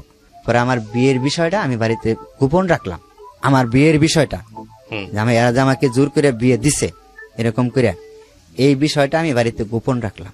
গোপন রাখাকালীন পরে আমারে মানে কুলসুমরে যে বিয়ে করলাম, বিয়ে দিল, এই বিয়ে বউ লইয়া আমি ওইখানে, আমি যে জায়গায় চাকরি করতাম আগে গাজীপুরে যে চাকরি করতাম ওইখানে আর ওরে নিয়ে আমি ওই বললাম যে আমি ওইখানে আর যাবো না, আমি অন্য জায়গায় যাবো, ওরে নিয়ে আমি ওইখানে যাব না। ওইখানে গেলে আমার এলাকার লোকজন থাকে, ওইখানে জানাজানি হইব জাইনাল বিয়ে করে লই আইছে। পরে আমি ওইখানে মানে আমার শাশুড়িরে বললাম, তখন আমার শাশুড়িরে বললাম মানে আমি ওইখানে যাব না, আমার অন্য জায়গায় মানে যাওয়ার ব্যবস্থা করেন। ওই মেয়ের যে চাচা থাকে একটা, মানে আমার সমবয়সী, সেও বিয়ে করছে, মানে আমার থেকে বয়স বেশি কিন্তু সে বিয়ে করছে, তারও কোনো বাচ্চা কাচ্চা হয় নাই, মেয়ের চাচা, মানে আমি যারা বিয়ে করছি ওর চাচা। পরে ওরা থাকে এই যে বাস্তহারা, পরে ওদের সাথে আমাকে বাস্তহারা পাঠাইলো। আর পরের দিন আমাকে একটা আংটি দিল, মানে ছোট একটা আংটি, কয় হাজার টাকা দিয়ে দেন আইনা আমাকে দিল, এই তুরি আমাকে মানে দিল ওইখানে। আর যেদিন আমরা আসলাম আবার বাস্তহারা, সেদিন আমাকে একটা তুষক আর একটা মানে কম্বল সাথে করে দিয়ে দিল। দেওয়া কালীন পরে এখানে আইসা পরে রইলাম, একটা রুম নিয়ে দিল আমাদেরকে ওই মেয়ের চাচা, ওই রুমের মধ্যে মানে ওরে নিয়ে থাকলাম। তখন মানে চাকরি নাই, আমার নতুন এক জায়গায় আছি, চাকরি নাই। তখন কিছু চাল ডাল দিয়ে দিছিল ওইখান থেকে, মানে বাজার দিয়ে দিছিল, আর কিছু টাকা দিয়ে দিছিল, ওইগুলাতে বাজার করি। আর ও রান্ধে, লাকড়ির চুলা লাকড়ি কিনে দিছি, ওই মেয়েটা রান্ধার পরে আমি ওইখানে খাওয়ার পরে এরকম 10-15 দিন গেল। 10-15 দিন যাওয়ার পরে আমার ভাবতেছি যে আমার তো চাকরি নেওয়া লাগবে, তো পয়সা খাইলে চলবো না, চাকরি নিতে হবে। পরে আমি চাকরি নেওয়ার জন্য গেলাম, আরেকটা অফিসে চাকরি নেওয়ার জন্য গেলাম ওইখানে, সেখানে চাকরি হইল না, সেখানেও চাকরি হইল না। বাসায় গেলাম, বাসায় যাইয়া পরে কইলাম চাকরি তো হইলো না, কি করা? কইতে আরেকখানে দেখো। পরে আমি ওইখানে আরেকটা ফ্যাক্টরিতে চাকরি হইলো, আমার আরেকটা ফ্যাক্টরিতে চাকরি হইলো, ইন্টারভিউ দিয়ে চাকরি হইলো। পরে ওইখানে চাকরি নিলাম। চাকরি নেওয়ার পরে এখানে 3 মাস ছিলাম বাস্তহারাতে। আমি চাকরি মানে নিয়া 3 মাস ছিলাম। এই 3 মাসের মধ্যে আরেকটা মানে জানলাম কি, আমি যারে বিয়ে করছি সে তার আগে একটা বিয়ে হয়েছিল, মানে আমার আগেও আরেকটা বিয়ে হয়েছিল। এই কথাটা আমি মানে এখান থেকে জানলাম যে তুমি যারে বিয়ে করছো এর তা আগেও একটা বিয়ে হয়েছিল। এটা বললো কে আমাকে? মেয়ের যে চাচি আছে না, এই মেয়ের চাচি আমাকে বললো যে তুমি যারে বিয়ে করছো। এটা কয় মাস পরে জানলেন বিয়ের? এটা 3 মাস পরে, এটা 3 মাস পরে আমি জানলাম। জানার পরে পরে আমি তখন থেকে একটা সিদ্ধান্ত নিছিলাম যে এই মেয়ে আমার বাড়িতে যাবে না। মানে মনে মনে একটা সিদ্ধান্ত নিছিলাম যে এই মেয়ে আমার বাড়িতে যাবে না। এরা আমার সাথে ফ্লট করে বিয়ে দিছে, এটা আমি ফ্লট করে এখান থেকে রেখে যাব, মানে এরকম একটা মাথার মধ্যে আমার কাজ করলো। পরে আমি ওইখান থেকে পরে ওরে বললাম যে তুমি তোমার আম্মার কাছে যাও, আমি অন্য জায়গায় চাকরি করব। তোমার আম্মার কাছে যাও, আমি অন্য জায়গায় চাকরি বাকরি নিয়ে পরে রুম টুম নিয়ে পরে তোমার ওইখান থেকে নিয়ে আসিল। আমি ওরে পাঠাইলাম ওইখানে। পরে ও তো যাবে না, আমার ছাড়া যাবে না, বুঝতে পারছেন? ও আমার ছাড়া যাবে না, আমি ওরে পাঠাইতে চাই, ও যাবে না। আমি কইলাম যে তুমি যাবা না কেন? তুমি ওইখানে যাও, তোমার আম্মা তো এখানে চাকরি করতেছে, তুমি ওইখানে কিছুদিন থাকো, আমি কিছুদিন এখানে চাকরি নিয়ে একটা বেতন পাই তোমার যাই নিয়ে আসবো অন্য জায়গায়। মানে ও আমার ছাড়া যাবে না, যাবেই না। তখন আমার ভিতরে একটা কাজ করতো কি, তখন ওই বাড়ির থেকে আমাকে ফোন দিত বারবার। ওই যে বাড়িতে যে আমি যাই নাই 5-6 মাস ধরে আমি বাড়িতে যাই না, মা আমাকে ফোন দেয়, বড় ভাই আমাকে ফোন দেয় যে কিরে তুই বাড়িতে আসস না কে, তোর কি হয়েছে? কিন্তু এদিক দিয়ে আমি এই জালে ফাইসা গেছি এটা হেরা কেউ জানে না। বাড়ির থেকে আমাকে ফোন দেয়, আমি বলি যে আসবো এই মাসে না সামনের মাসে বেতন পেয়ে আসবো, এরকম খালি মিথ্যা কথা কইয়া বাড়াই বাড়াই রাখতেছি। পরে আমি এখান থেকে যাই হোক পরে ওইখানে গেলাম। আমি এটা 5 মাস নিয়ে 4 মাস পরে আবার 4-5 মাস পরে আমি যে জায়গায় আগে থাকতাম, যে জায়গা থেকে ওই যে ওদের সাথে সম্পর্ক হইলো, ওই জায়গায় গেলাম গাজীপুরে চৌরাস্তা। ওইখানে কুলচন্দ্রে নিয়ে গেলাম। কুলচন্দ্রে নিয়ে যাওয়ার পরে ওর মা বললো যে তোমাদের কোথাও যাওয়ার দরকার নাই, তোমাদের তো চাকরি বাকরি নাই, তোমরা এখানেই রুম নিয়ে দেই, এখানেই খাও, চাকরি বাকরি পরেরটা পরে দেখা যাক, চাকরি এখন হইলে হোক, না হইলে আমারটা এখানে খাইবা। আমার এরকম বলতেছে। ও মানে তাতে রাজি। আমি যারে বিয়ে করছি কহ আমি আমার সাথে থাকবো, তুমিও থাকবা। তোমার চাকরি করা লাগবে না, যখন চাকরি হয় তখন, এখন তো তোমার চাকরি নাই, তুমি কি খাওয়াইবা, আমাকে এইগুলা বলতেছে। পরে আমি কইলাম যে কথা তো ঠিকই, আমার অন্য জায়গায় যে নিয়ে যাব খাওয়াবো কি? পরে আমি ওইখানে রাইখা পরে আমি কইলাম যে বাড়ির থেকে আসি, তোমার এখন বাড়িতে নিয়ে যাওয়া যাইব না, আমি বাড়ির থেকে আসি, তুমি বাড়িতে গেলে এখন সমস্যা হইব, তোমার বাড়িতে পরে নিতে হইব, বাড়িতে বুঝাই। আমি বিষয়টা বাড়িতে জানাই নেই, তোমার বিষয়টা আমি বাড়িতে জানাই নেই, এখন তোমাকে বাড়িতে নেওয়া যাবে না। ওইখানে থুইয়া আমি বাড়িতে গেলাম। বাড়িতে যাই ওই বিষয়টা মানে প্রকাশ করলাম না, আমি আমার কারোর সাথেই প্রকাশ করলাম না। প্রকাশ না করাতে পরে আমি আবার চলে আসলাম ওইখান থেকে। চলে আসার পরে এখানে আসলাম। এখানে আসার পরে এটা 1 কথায় 2 কথায় জানাজানি হয়ে গেল। আমার যে এলাকার মানুষ থাকে তারা জিনিসটা জানাজানি হয়ে গেল, তাদের কানে পর্যন্ত পৌঁছে গেল যে আমি যে বিয়ে করছি ওই খালার মেয়েরে, প্রচলিত হয়ে গেল। পরে খালার মেয়েরে বিয়ে করছি, 1 কান 2 কান কইতে কইতে পরে বাড়িতেও এই খবরটা চলে গেল। বাড়ির থেকে আমার ফোন দিয়েছে, মানে ভাই ফোন দিয়েছে যে কিরাইনাল তুই বলে বিয়ে করছস? পরে আমি অস্বীকার করছি যে না বিয়ে করি না। সবাই কইতেছে তুই বিয়ে করছ, তুই অস্বীকার করস? অস্বীকারই গেছি যে না বিয়ে করি না ভাই, এটা পরে আমি বিষয়টা বুঝাইয়া বলি না তোমার। অস্বীকার তো অস্বীকারই, পরে আমি আর মানে কিছু বলি না। পরে এরা ডিটেইলি ভালো করে খবর লইছে আসলে ওকে আনালে বিয়ে করছে, আনালে মিশা কথা কইতেছে না এরাই মিশা কথা কইতেছে। পরে বাড়ির থেকে খবর নিয়ে দিয়ে আসলো আমি বিয়ে করছি। পরে মা অনেক কান্নাকাটি করলো। কান্নাকাটি করার পরে যে তুই বিয়ে করবি, তে তোর বাড়িতে বড় ভাই আছে, সবাই আছে, বড় বোন জামাইরা আছে, তাদেরকে বলতি তোর বিয়ে করাই দিত, তুই একা একা কেন বিয়ে করলি? মারে এই বিষয়টা আমি বুঝাইতে পারি নাই। এখন পরে এখান থেকে পরে এই মেয়ের সাথে মানে যে বিয়ে করছিলাম পরে এই মেয়ের সাথে যেমনি হোক মানে একটা ঝগড়া সৃষ্টি হইয়া হেরা পরে তারা একটা আপসে চলে আসলো, আপসে পরে আসলো। এই মেয়ের সাথে থাকাকালীনই পরে আমি এই মেয়ের এই জায়গায় থুইয়া এটা জিরানি এলাকায় আমি চাকরি নিলাম। জিরানি এলাকায় যখন গেলাম তখন মানে যে মেয়ের সাথে আমি প্রেম করলাম এই মেয়ের সাথে আমার মানে রং নাম্বারে কথা হইলো, একটা ফোন থেকে ফোন আসলো রং নাম্বারে, রং নাম্বারে ফোন আসলো। রং নাম্বার থেকে পরে তার সাথে একদিন দুই দিন কথা বলতে বলতে তার সাথে কথা বলা শুরু করলাম রং নাম্বার থেকে। যখন আমি এই মেয়েটারে ছাইরা অন্য জায়গায় গেলাম, ওই জিরানিতে চাকরি নিলাম, তখন ওইখানে যাওয়ার কিছুদিন পরেই এই মেয়ের সাথে রং নাম্বার থেকে একটা ফোন আসে আমার। ফোন আসার পরে এই মেয়েটার সাথে আমার পরে এই মেয়েটার সাথে পরে কথা বলতে পরে এই মেয়ের সাথে আমি সম্পর্কে মানে মোটামুটি আগাইলাম। তখন এর সাথে কিন্তু সারাসারি হয় নাই, প্রথম সারাসারি হয় নাই। পরে এর সাথে কথা বলতে মানে এর সাথে মানে অনেক গভীরে চলে গেলাম। মানে এও আমার সাথে দেখা করলো, আমিও তার সাথে দেখা করলাম। আমি কয়েকটা প্রশ্ন করতে চাই আপনাকে, প্রশ্নের উত্তর দিলেই হবে। আপনি এই মেয়েটাকে কি পরবর্তীতে বিয়ে করেছেন, যে মেয়েটার সঙ্গে আপনার পরিচয় হলো? হ্যাঁ। মেয়েটাকে জানাইছিলেন, দ্বিতীয় স্ত্রীকে জানাইছিলেন যে আমার একটা প্রথম স্ত্রী আছে? হ্যাঁ। জানাইছিলেন? হ্যাঁ। আপনি বিবাহিত এটা জানিয়েছিলেন? হ্যাঁ। জানার পরেও আপনি তাকে বিয়ে করেছেন? হ্যাঁ। এবং সে বিয়ে করছে আপনাকে? হ্যাঁ। সে কি ম্যারিড ছিল? তারও কি বিয়ে ছিল? হ্যাঁ। ও ওকে। আপনার প্রথম স্ত্রী জানতো যে আপনি এরকম একটা কাজ করছেন? তাকে জানাইছিলেন? না, সেটা পরে জানাইনি। আচ্ছা, আপনার প্রথম স্ত্রী জানলো কিভাবে?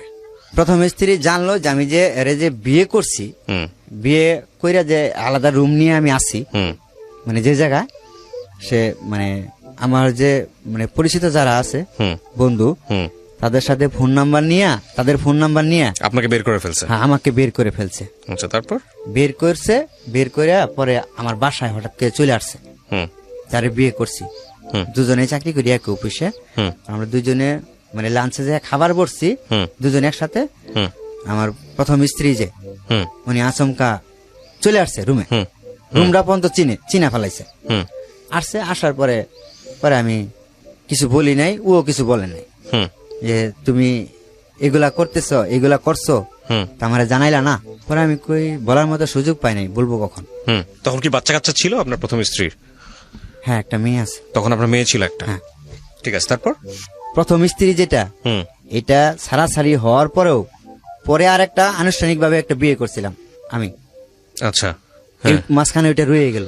আপনি যেটা বলতে চাচ্ছেন যে আপনার প্রথম স্ত্রী থাকা অবস্থায় এক মেয়ের সঙ্গে সম্পর্ক হয়, কিন্তু বিয়ে হয় না? বিয়ে হয় না। তার আগে আপনি আরেকটা বিয়ে করছেন? মানে যে মেয়েটার সাথে আমি বিয়ে মানে সম্পর্কে জড়াই, এই মেয়েটা মানে রং নাম্বার থেকে আমার পরিচয় হয়। রং নাম্বার থেকে পরিচয় হওয়ার পরে মেয়েটা যখন সামনাসামনি হই আমি, তখন মেয়েটারে দেখি মেয়েটা মেরিড, মানে তারও একটা বাচ্চা আছে, তার স্বামী আছে। মানে যখন আমি সম্পর্কে জড়াই, প্রথম স্ত্রীকে আপনি ডিভোর্স দিয়েছেন, দেওয়ার পরে আপনি আরেকটা মেয়েকে বিয়ে করেছেন, কিন্তু সেই মেয়েটাকে বিয়ে করেন নাই যে মেয়েটার সাথে আপনার প্রথম স্ত্রী থাকা অবস্থায় সম্পর্ক ছিল। কথা ক্লিয়ার? হ্যাঁ, কথা ক্লিয়ার হয়েছে। কিন্তু আবার কি, আমি বিয়ে করতে চাইছিলাম যখন এটা সারাসারি করলাম, মানে এই বউটা যখন আমি কাকে বিয়ে করতে চাইছিলেন? যে প্রেমিকা, তাকে বিয়ে করতে? প্রেমিকা, হ্যাঁ, তাকে বিয়ে করতে চাইছিলেন? তাকে বিয়ে করতে চাইছি। কিন্তু আপনি বিয়ে করেন নাই? না সে বিয়ে করে নাই? না, সে বিয়ে করে নাই। কেন করে নাই? সে মানে আমার সাথে সম্পর্ক করাকালীন, আর এই মেয়েটার আমি যে অফিসে চাকরি করি চাকরি নিয়ে দিছি, মানে দেখভাল যত ভরণ পোষণ সবকিছু আমি করছি।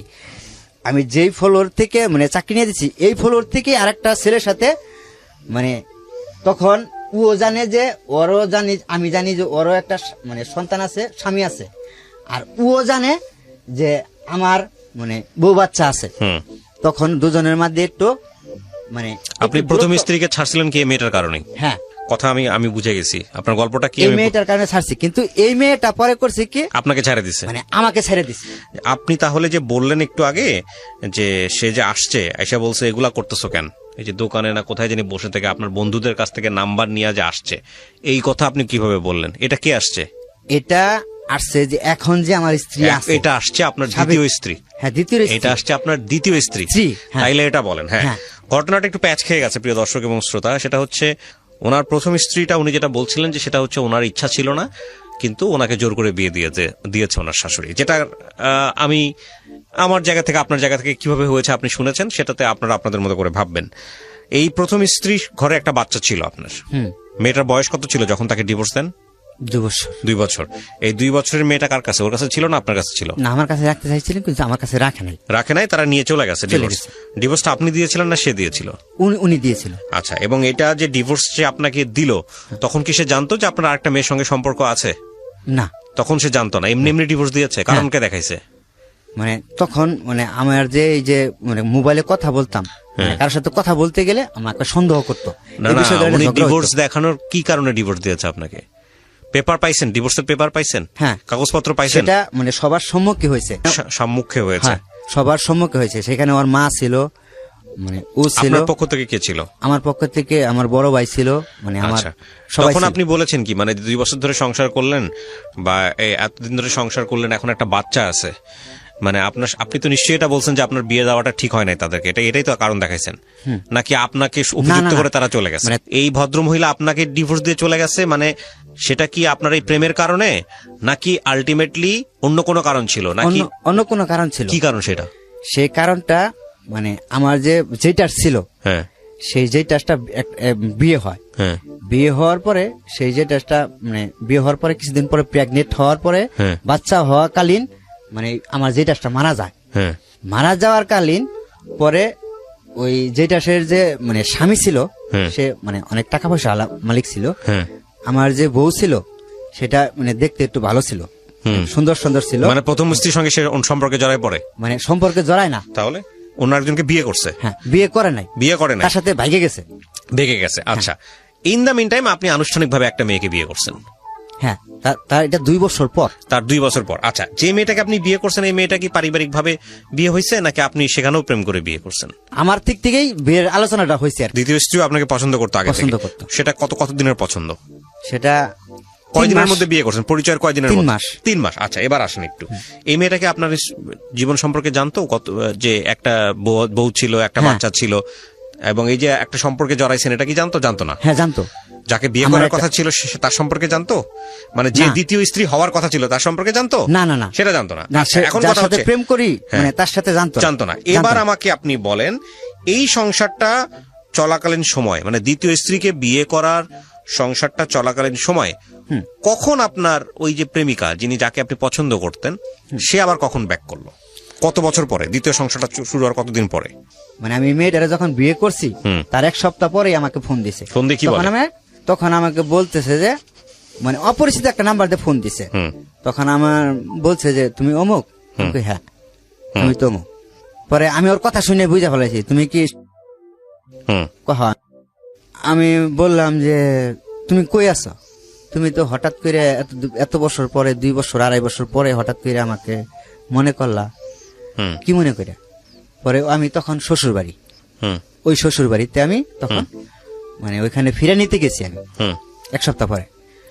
পরে আমি কইলাম যে আমি তোমার সাথে পরে কথা বলতেছি, আমার সাথে মানে এখন সময় নাই, আমি সময় করে তোমাকে ফোন দেবো। এ কার নাম্বার? পরে আমি নাম্বারটা বলো যে এটা আমার নাম্বার, তুমি যে কোনো মুহূর্তে ফোন দিতে পারো। পরে আমি ওইখান থেকে রিটার্ন আসলাম। পরে এই মেয়েটা আমার সাথে যোগাযোগ মানে করা শুরু করলো। পরে আমি তার সাথে কন্টিনিউ কথা বললাম, মানে যা জীবনের ঘটনাগুলা যে যার সাথে যা ঘটছে 2 বছরের মধ্যে। আপনি ওকে জিজ্ঞেস করলেন না তুমি কি বিয়ে করছো কিনা? হ্যাঁ, আমি জিজ্ঞেস করছি। তুমি জিজ্ঞেস করলেন না যে বিয়ে করছো কিনা? তখন কি অ্যান্সার করলো সে? পরে আমার বলছে যে আসলেও আমাকে কি যেন খাওয়াইছিল, মানে আমার কি জানি খাওয়াইয়া মানে ওর প্রতি আকৃষ্ট করছিল। বিয়ে করছিল তাকে? না, বিয়ে করে নাই। আচ্ছা, তারপর তাকে 2 বছর মানে বিয়ে ছাড়াই মানে তাকে স্বামী স্ত্রীর মতো সংসার করছে 2 বছর। তারপর পরে এটা আমাকে বলে নাই, কিন্তু আমি এটা পরবর্তী জানতে পারছি তার বিয়ে করার পরে। এটা তাকে বিয়ে করার পরে আমি জানতে পারছি। ও আচ্ছা, তার মানে আপনার দ্বিতীয় স্ত্রী থাকা অবস্থায় আপনি তাকে বিয়ে করেছিলেন? দ্বিতীয় স্ত্রীকে জানাইছিলেন যে আপনি 3 নাম্বার বিয়ে করতে যাচ্ছেন বা আপনার প্রেমিকাকে বিয়ে করতে যাচ্ছেন? এটা কি জানাইছিলেন আপনি দ্বিতীয় স্ত্রীকে? জানান নাই নিশ্চয়ই। না, এটা আমি মানে আমার ফ্যামিলিকে জানাইছিলাম। ফ্যামিলিকে জানাইছিলেন কিন্তু বউকে জানান নাই? আচ্ছা, তারপর? এটা আমি জানাই নাই কেন, এবং এটা কি আপনার মানে তৃতীয় স্ত্রী যিনি হলো, মানে আপনার যিনি প্রেমিকা, তিনি কি জানতো যে আপনার ঘরে দ্বিতীয় একটা স্ত্রী হ্যাঁ, আছে? আছে। সে জেনে শুনেই বিয়ে করছে? জেনে শুনেই বিয়ে করছে। এবং সে এবং তারে আমি সবকিছু বুঝাইও বলছি আচ্ছা। যে আমি যাকে বিয়ে করছি, হুম মানে তুমি আরেক সপ্তাহ আগে আমাকে ফোন দিলে না কেন? হুম মানে আমি এভাবে সবকিছু বিস্তারিত তার কাছে, মানে তার সাথে যে বিয়ে কইরা মানে এই সম্পর্কে জড়াইছি যে হুম। তার সাথে আমি, মানে সে চলে আসার পরেও, ওইখান থেকে চলে আসার পরেও তার সাথে আমি 5 বছর কন্টিনিউ কথা বলছি হুম তার সাথে। হুম 5 বছর, হুম 5-6 বছর কথা বলতেই আছি, মানে বন্ধুত্ব হিসাবে তখন কথা বলি। তখন দুই বউ যখন বিয়ে করছি, বিয়ে করার পরে আমি মানে বাসা নিছি আলাদা করে, হুম জিনিসপাতি নিয়ে বাসা নিছি। বাসা নেওয়ার পরে আমি তো বাড়িতে যাই না, তখন হুম বাড়িতে যাই না। তখন সে সন্দেহ করছে যে আমি বিয়ে করছি। হুম এই মেয়েটার সাথে আগেও কথাবার্তা বলতো, হুম আমার ও যে ওয়াইফ, মেজো বউটা, হুম। এটা জানতো যে মানে আমি এই মেয়েটারে বিয়ে করব, এরকম মানে হুম। মানে সম্পর্ক যে তার সাথে, এটা সে বুঝা ফেলাইতো, হুম। বুঝতো। হুম কিন্তু তারা যে বিয়ে করবো এই জিনিসটা বুঝতো না সে কখনো। তার সাথে আমি কথা বলে এই জিনিসটা সে জানতো। হুম পরে মানে মনে মনে টার্গেট করছে যে আরে সে বিয়ে করছে, হুম এরকম টার্গেট করে পরে আমারে মানে খোঁজ নিছে। হুম আমি তো বাড়ির থেকে আগে ডিউটি করতাম ওইখানে। হুম। খোঁজ নিয়ে দেখলো যে আপনার যে বন্ধুদের মাধ্যমে সে জানলো হ্যাঁ, আপনার সম্পর্কে। আমার তারপর? সাথে জানলো। হুম। জানার পরে পরে সে হঠাৎ করে আচমকা দেখি মানে বাসায়, আচমকা হুম মানে লাঞ্চে খাইতে বসছি, পরে বাসায় আসলো। হুম। বাসায় আসার পরে পরে আমি ঠান্ডা মাথায় বুঝাইলাম। হুম পরে আমি কইলাম, দেখো এখানে ভাড়াটিয়ার সবাই, আমি যেটা করছি সেটা তোমাকে ঠান্ডা মাথায় বুঝাইয়া বলতেছি। আর আমি কেন বিয়ে করছি সেটা তুমি জানো, সেটা তোমার ব্যর্থতার কারণে আমি বিয়ে করছি। তোমার ব্যর্থতার কারণে আমি কিন্তু তোমারে মানে আমি পরে দ্বিতীয় বিয়ে করছি। আমি কিন্তু মানে বিয়ে করার ইচ্ছুক ছিল না। বললো যে তুমি বিয়ে করলাতে আমার জানালে না কেন, লুকোচুরি কেন, হুম তুমি পলায় আছো কেন, তুমি বিয়ে করে সুন্দর বাপের বাটার মতো বাড়িতে নিয়ে যাবা, তুমি এখানে কেন, আমার এই ধরনের কথা বলতেছে। পরে আমি বললাম যে ঠিক আছে, তুমি ঠান্ডা মাথায় এখানে বসো, বসার পরে দুজনে মিট করে কথা বলি। সে এখানে বসলো না। ওই যে পরে যে যারা বিয়ে করছি, যারা প্রেমিকা হুম। যেটা বিয়ে করলাম সিমলা করছে কি, হঠাৎ করে রুম থেকে বেরোয়া সে অফিসে চলে গেছে। হুম মানে এখানে ও ভয় পাইয়ে গেছে, যেখানে কিছু হবে মানে ঝগড়াঝাটি হবে যদি হয়ে জায়গা, সে ভয় পাইয়া অফিসে চলে গেছে না খাই। ভাত খাইতেছি, কেবলই বসছি, তখন রুমে গেছে। হুম তো অফিসে চলে গেছে। অফিসে চলে যাওয়ার পরে তো আমি ওরে খুঁজি। পরে ওর ফোনটার সাথে ছিল, আমি ফোন দিছি। ফোন দেওয়ার পরে আমি জিজ্ঞেস করছি তুমি কই? কয় আমি অফিসে আছি। আচ্ছা ঠিক আছে, তুমি অফিসে ঢুকো, আমি আসতেছি। হুম আমি তো অফিসে ঢুকবো। পরে বুঝাইয়া মানে আমার যে বড় বউ, মেজো বউ, সেটাকে বুঝাইয়া বাড়িতে পাঠাইলাম। হুম বাড়িতে পাঠাইলাম, বললাম তুমি বাড়িতে যাও, আসতেছি বাড়িতে, মানে অফিস ছুটি হওয়ার পরে বাড়িতে আসতেছি। হুম ঠান্ডা মাথায় বুঝাইলাম, বললাম যে দেখো যা হয়েছে এনে সিন্ডিকেট করলে এখানে ঝামেলাটা হইব, হুম এখানে সিন্ডিকেট করে না, যা কিছু হয় বাড়িতে যাই কথা বলি আমি। পরে আমার কথাগুলো বুঝগুনা মানলো। মানার পরে সে বাড়িতে গেল। বাড়িতে যাওয়ার পরে বাড়িতে যায় কান্নাকাটি, মানে অনেক কান্নাকাটি করছে। বাড়িতে ফোন দিছে, ওদের বাড়িতে ফোন দিছে যে এরকম বিষয়, তোমার জামাই তো বিয়ে করছে, তোমাদের জামাই আরেকটা বিয়ে করছে, সে এখানে থাকে, আমার এখানে আসে না, সে এখানে আরেকটা মেয়ে নিয়ে বিয়ে করে আলাদা রুম নিছে। মানে আরো খাট খুট এগুলা কিনছি, মানে খাট কিনছিলাম, মোটরসাইকেল বেচা ফেলাইছিলাম, মোটরসাইকেল বেচে এগুলা খাট খুট আমি কিনছি যে সে এগুলা মানে জানছে। আমি আবার সেগুলো মিথ্যা কথা বলছিলাম যে খাট আমার বন্ধু নিছে, মানে খাট আমার বন্ধুরে কিনে দিছি আমি, মানে তার টাকা দিয়ে আমি কিনে দিছি। কিন্তু আমি যে মোটরসাইকেল বেচে খাট কিনছি আমার জন্য, সেটা কেমনে জানি শুনছিল, পরে আমি সেটা অস্বীকার করছি। তো এইগুলা অনেক কিছু বলছে যে তারা সেখানে আলাদা সংসার সাজাইয়া নিছে, সবকিছু বলছে। বলার পরে সেখান থেকে আমার শ্বশুর বাড়ির থেকে আমার শ্বশুর, আমার এক ভাইরা আর সম্বন্ধী এরা আসলো।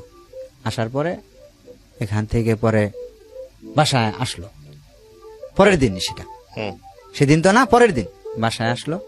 সেদিন আমি বাড়িতে যে না যাইয়া পরে ওরে বললাম যে তুমি একটু সরে থাকো, হয়তো জিনিসটা প্রকাশ হয়েছে, তোমার এই বাসায় রাখা যাবে না, বাসায় রাখলে তোমার এসে যদি নিয়ে যায়, তোমার উপরে টর্চারিং যদি করে, তো তুমি বিনা দোষে টর্চারিং হবা কেন, বরঞ্চ আমি এদের সাথে মোকাবেলা করি, যাই কিছু করি, এটা আমি বুঝাবো, বাড়ির জামালাটা আমি মিটাবো, তুমি একটু সরে থাকো। পরে ওরে আমি মানে আমার ওরও একটা বান্ধবী থাকে নরসিংপুরে, হুম ওই নরসিংপুরে পাঠাইয়া দিছি ওরে। নরসিংপুরে পাঠাই দিই ওর বান্ধবীর কাছে। আমি বললাম তোমার বান্ধবীর বাসায় যাও তুমি, আমি এদিক দিয়ে ট্যাকেল দিতেছি। এই নরসিংপুরে মানে থুয়ে আসতে গেলাম আমি সাথে সহ, কয় আমার মানে তুমি সাথে নিয়ে থুয়ে আসো।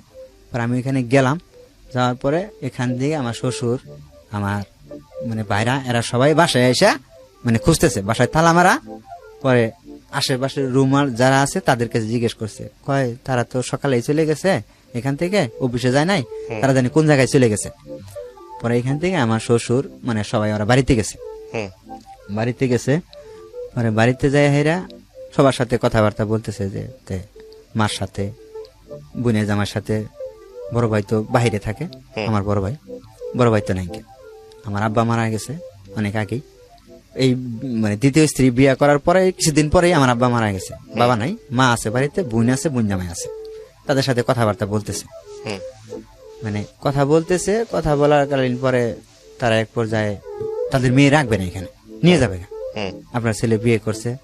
পরে তারা আমার আগে অনেকবার ফোন করলো, যে আসো তোমার সাথে কথা বলি, তুমি বিয়ে করছো বেশ ভালো কথা, একটা না 10টা করো, সমস্যা নাই, তুমি ভাত খাবার দিয়ে পালবা। তারা এই কথা বলতেছে, মানে আমার শ্বশুরও বলতেছে, আমার সম্বন্ধীও বলতেছে, তুমি বিয়ে করছো, তুমি ভাত খাবার দিয়ে পালতে পারলে আমার সমস্যা নাই তো। তারা এই কথা বলতেছে, তুমি বিয়ে করছো সমস্যা নাই, তুমি আসো এখানে, তোমার সাথে মানে মানে একটা কথা বলি। পরে আমি ওখানে গেলাম না, আবার আমি পরে তাদের সাথে মোকাবেলা হইলাম না। পরে ওই ওরা নিয়ে যে বান্ধবীর বাসায় গেলাম, ওইখানে রাত রইলাম, ওইখানেই ওই বান্ধবীর রুমে বান্ধবীর সহ আমি ওখানে রইলাম। থাকার পরে পরে আমার যে মানে বউরে আমি বারবার রিকোয়েস্ট করছি, ওরে আমি একটা কথাই বলছি, মানে আইরিনের মাও, তুমি যদি এখান থেকে চলে যাও তুমি কিন্তু কখনো এখানে আসতে পারবে না। চলে যাইতেছে মানে বলতেছে যে তুমি যদি না আসো তাহলে আমারে কিন্তু আব্বা আম্মা আমার দুলাভাই নিয়ে যাবো এখান থেকে, রাখবে না, তুমি তোমার আসতে হইবে এখানে, তুমি এসে আমার এখানে রাখো। পরে আমি কইলাম যে না, আমি এখানে যাইতে পারবো না, আমি তাদের মুখোমুখি হইতে পারবো না এখন, এই মুহূর্তে না, আমি অনেক দূরে আছি। তুমি বলো যে আমার জামাই বিয়ে করছে, যা কিছু করছে, আমি এখানে থাকবো। আমার জামাই তো আমার ভরণ পোষণ করতেছে, আমার তার মানে বাদ দিয়ে কিছু করতেছে না, খাবার দাবার তো সবকিছু দিতেছে, তুমি এই কথা বলো। তারা আমি এই কথা বলছি। এই বিষয়টা নিয়ে আমার যে বউর শারীরিক সমস্যা ছিল, এটা মানে ওদের ফ্যামিলির থেকেও জানে, আমার ফ্যামিলির থেকেও জানে, সবাই জানে, আমি নিজে ডাক্তার দেখাইছি পর্যন্ত। পরে আমি কইলাম যে তুমি যদি যাওগা এখান থেকে, মানে তেলে কিন্তু আর কখনোই আসতে পারবে না এখানে, তোমাকে যাই আনবো না আমি। তার কারণ আমি যাই কিছু করছি না কেন, একমাত্র তোমার অবহেলার কারণে আমি করছি। তোমাকে বিয়ে করছিলাম, মানে পছন্দ করে বিয়ে করছিলাম, তোমাকে ফালাই দেওয়ার জন্য বিয়ে করি নাই। বলার পরে তারপরেও সে চলে গেল তার বাবা মা, তৃতীয় স্ত্রীর সঙ্গে। হ্যাঁ, তখন আমার তৃতীয় স্ত্রীর সঙ্গে চলে যাওয়ার পরে পরের দিন সকালবেলা, ওরা যেদিন বিকালবেলায় চলে গেল, তার পরের দিনই সকালবেলায় ফোন দিছে আমাকে। ফোন দেওয়ার পরে মানে বলতেছে, তুমি যদি না আসো আমার না নিতে, তোমার পরিস্থিতি কিন্তু খারাপ হবো, তুমি বিয়ে করছো, তোমার বিরুদ্ধে অ্যাকশন নেব, তোমার বিরুদ্ধে মামলা করব। আমি চাই না যে তোমার কোনো ক্ষতি করুক, তোমার কোনো অ্যাকশনে যাক। তুমি বিয়ে করছো, তোমার বউ আমি মেনে নিছি, কিন্তু তুমি আইসা আমাকে নেও। মানে আমার দ্বিতীয় স্ত্রী এটা আমাকে বললো। পরে আমারে বললো যে তুমি যার সাথে বিয়ে করছো, যারে বিয়ে করছো, ওই শিমলারে ফোন দাও, আমি তো কথা বলবো। পরে ওরা দুজনে কথা বললো ফোনে। তার পরের দিন সকালবেলা, যার বান্ধবীর বাসায় যে আমি আসছিলাম, তার পরের দিন সকালবেলা ওরা দুজনে কথা বললো। কথা কি জানি বললো ফোনে। বলার পরে ও বলতেছে যে তুমি আর আনতে যাও, ও কইতেছে যে তুমি আমার নিতে আসো, যে তুমি কি মানে ঠিকভাবে বলতেছো, ঠিক করে কথা বলতেছো, আমি আর আনতে যাবো? কহ যাও, তুমি যাও, এটা আমি বুঝবো, তুমি যাও। আমি কই তুমি কি সুস্থ আছো? আমি এই কথাটা বলছি, তুমি কি সুস্থ আছো? মানে ওরা আমি এই কথাটা বলছিলাম, বইলা বিয়ে করছি, যে আইনের মাইরে আমি কখনোই মানে ছাড়তে চাই না। তোমারে বিয়ে করার পরে সে যদি তোমাকে মাইনে নিয়ে ভাত খাইতে পারে, তাহলে সে তারে আলাদা বাড়িঘর, মানে যে বাড়িতে আছে ওইখানে থাকবো, আর তোমার আলাদা বাড়িঘর করে দিব আমি। এই কথাটা মানে তার সাথে আমি শেয়ার করে বিয়ে করছি তারে। পরে কয় ঠিক আছে, তুমি ওরা যাই নিয়ে আসো, তোমার ওইখানে মারে কাটে কি করে না করে এটা আমি মানে যদি তোমার নিয়ে ফাঁসায় ওইখানে, আমি তোমার ওইখান থেকে ছুটে আনবো। তোমার এইরকম মানে আমাকে বলতেছে, ও আমাকে এই ধরনের সাপোর্ট দিতেছে। ওকে প্রিয় শ্রোতা, ছোট্ট একটা বিরতি নেবার আগে আপনাদের সবার জন্য বলছি, ঢাকা এফএম এর আরো একটি ইউটিউব চ্যানেল, যেখানে আপনারা আমাদের এই অনুষ্ঠানগুলোর ভিডিও কন্টেন্ট দেখতে পাবেন। আপনারা সবাই চ্যানেলটি সাবস্ক্রাইব করুন। আমাদের চ্যানেলটির ঠিকানা হচ্ছে www.youtube.com/ilovedhakafm। আমার এই অনুষ্ঠানগুলোতে যদি আপনি অংশগ্রহণ করতে চান আমাদেরকে ফোন করবেন। আমাদের ফোন নাম্বারটি হচ্ছে 09611904904। আমি আবারও বলছি 09611904904। ওকে, ছোট্ট একটা বিরতি। জীবন গল্প, জীবন গল্প, জীবন নাটকের চেয়েও নাটকীয়।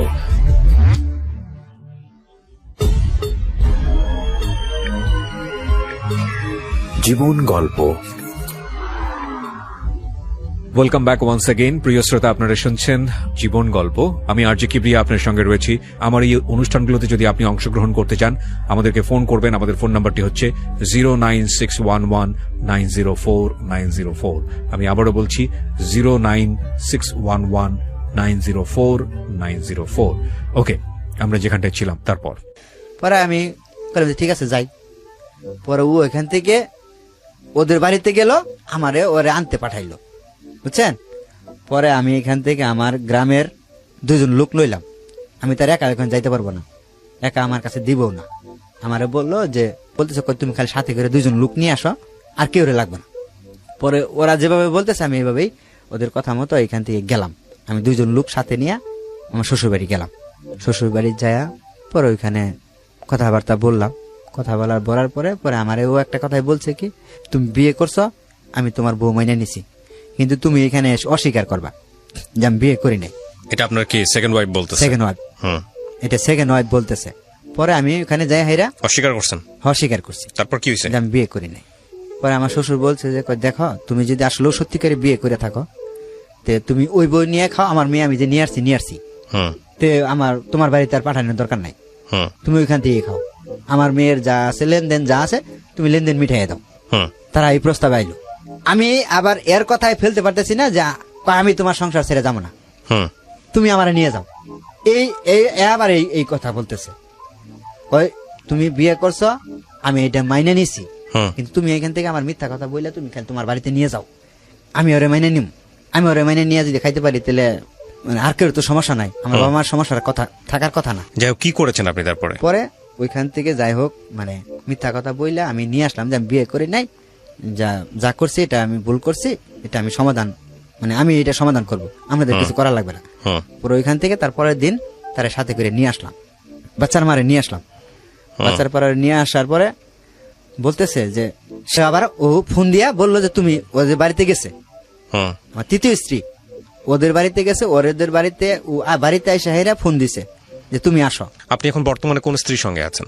দ্বিতীয় স্ত্রী, যেটা আপনার মোটামুটি 2 ফ্যামিলি থেকে জেনে শুনে বিয়েটা হয়েছিল, তাই তো? হ্যাঁ। আচ্ছা, আইরিনের মা, তাই তো? তৃতীয় স্ত্রীর ঘরে কি আপনার কোনো বাচ্চা কাচ্চা আছে? তৃতীয় স্ত্রী করে না। এবং তৃতীয় স্ত্রীর সঙ্গে আপনার ছাড়াছাড়ি হয়ে গেছে? ছাড়াছাড়ি হয়ে গেছে। ও চলে গেছে নাকি আপনি ডিভোর্স দিয়ে দিয়েছেন? ওই চলে গেছে। ওই চলে গেছে। আপনার এই ঘটনাটার পিছনে অনেক জটিলতা আছে, অনেক প্যাচ আছে।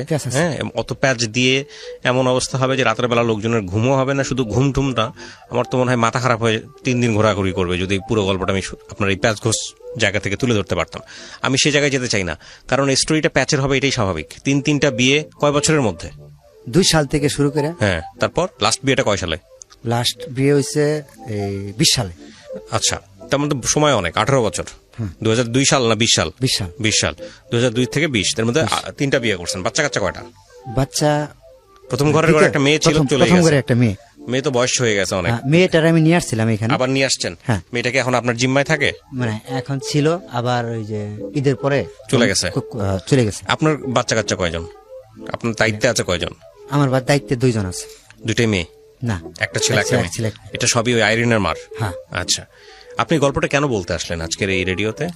এই যে তৃতীয় স্ত্রী যে, এই মেয়েটা আমার সাথে এমন কিছু করছে যে আমি গল্পের এই মেয়েটা আপনার সাথে যাই করুক, এই মেয়েটাকে যে করার সুযোগ আপনি দিয়েছেন বলেই করছে। হ্যাঁ, আপনি সেটা কি? আমি সুযোগ দিয়েছি, ঠিক আছে, কিন্তু ভুলটা কি ওই মেয়ের না আপনার? হ্যাঁ, ভুলটা কার? ভুলটা আমার। আপনি সেটাই বলেন, আর মানুষের দোষ ধরেন না। হ্যাঁ, ভুলটা আমার। হ্যাঁ, কোথায় ভুল হয়েছে আপনার বলেন তো?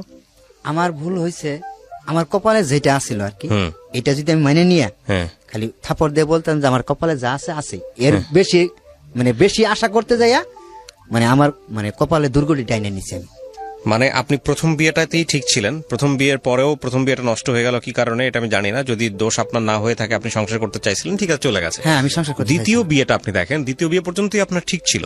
সেটা হলো যে আপনি প্রথম স্ত্রীর সাথে আপনার ডিভোর্স হয়ে গেল, তারপরে আপনার কথা ছিল আপনি আপনার তৃতীয় স্ত্রী যে হয়েছিল, আপনার যে গার্লফ্রেন্ড বা আপনার যে প্রেমিকা, তাকে বিয়ে করবেন। হ্যাঁ। সে তো আপনাকে বিয়ে না করে অন্য একজনের সাথে চলে গিয়ে 2 বছর থাকলো। হ্যাঁ। তারপরে আপনি যখন দ্বিতীয় বিয়ে করলেন তখন সে ফিরে এসে বললো আপনাকে বিয়ে করলো দ্বিতীয় স্ত্রী থাকা অবস্থায়। হ্যাঁ, হ্যাঁ। ঠিক আছে কিনা? হ্যাঁ, হ্যাঁ। তো তখন আপনি তাকে কেন বিয়ে করবেন? যে অলরেডি চলে গেছে, যে অলরেডি বিশ্বাসঘাতকতা করছে, তাকে তো বিয়ে করার প্রশ্নই ওঠে না। প্রশ্নই আসে না। তো আমি আপনাকে ধন্যবাদ জানাই যে আপনি এত কিছুর পরও আপনার দ্বিতীয় স্ত্রী আপনার সঙ্গে এখনো আছে, আইরিনা মা আছে, এখনো আছে, আছে, আছে। আপনাকে মাফ করতে পারছে, ক্ষমা করতে পারছে। হ্যাঁ, সে তো সংসার করতেছে। সংসার করতেছে। সংসার করা আর ক্ষমা করা কিন্তু এক জিনিস না।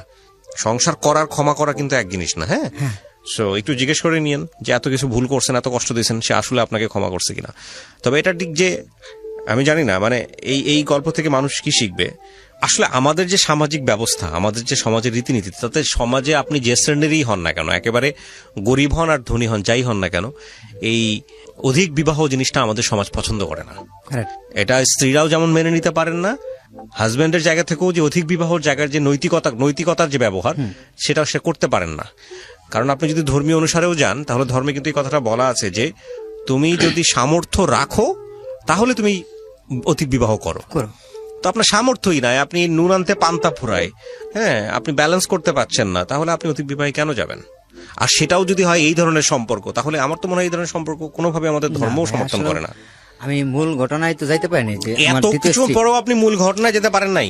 মানে আমার মূল দ্বিতীয় ঘটনা স্ত্রী, কি? হ্যাঁ, দ্বিতীয় স্ত্রী যে, হ্যাঁ। মানে দ্বিতীয় স্ত্রী যে এর মানে মানে আমার কিন্তু আসলে অধিক বিয়ে করার ইচ্ছা ছিল না। হ্যাঁ, এর সাথে যে আমার মানে মানে বন্ধুত্ব সম্পর্ক হয়ে গেছিল, এটাই থাকতো। হ্যাঁ, এটা থাকাও তো অন্যায়। এটাও থাকতো আর কি। না, এটা থাকবে কেন? এটাও তো অন্যায়।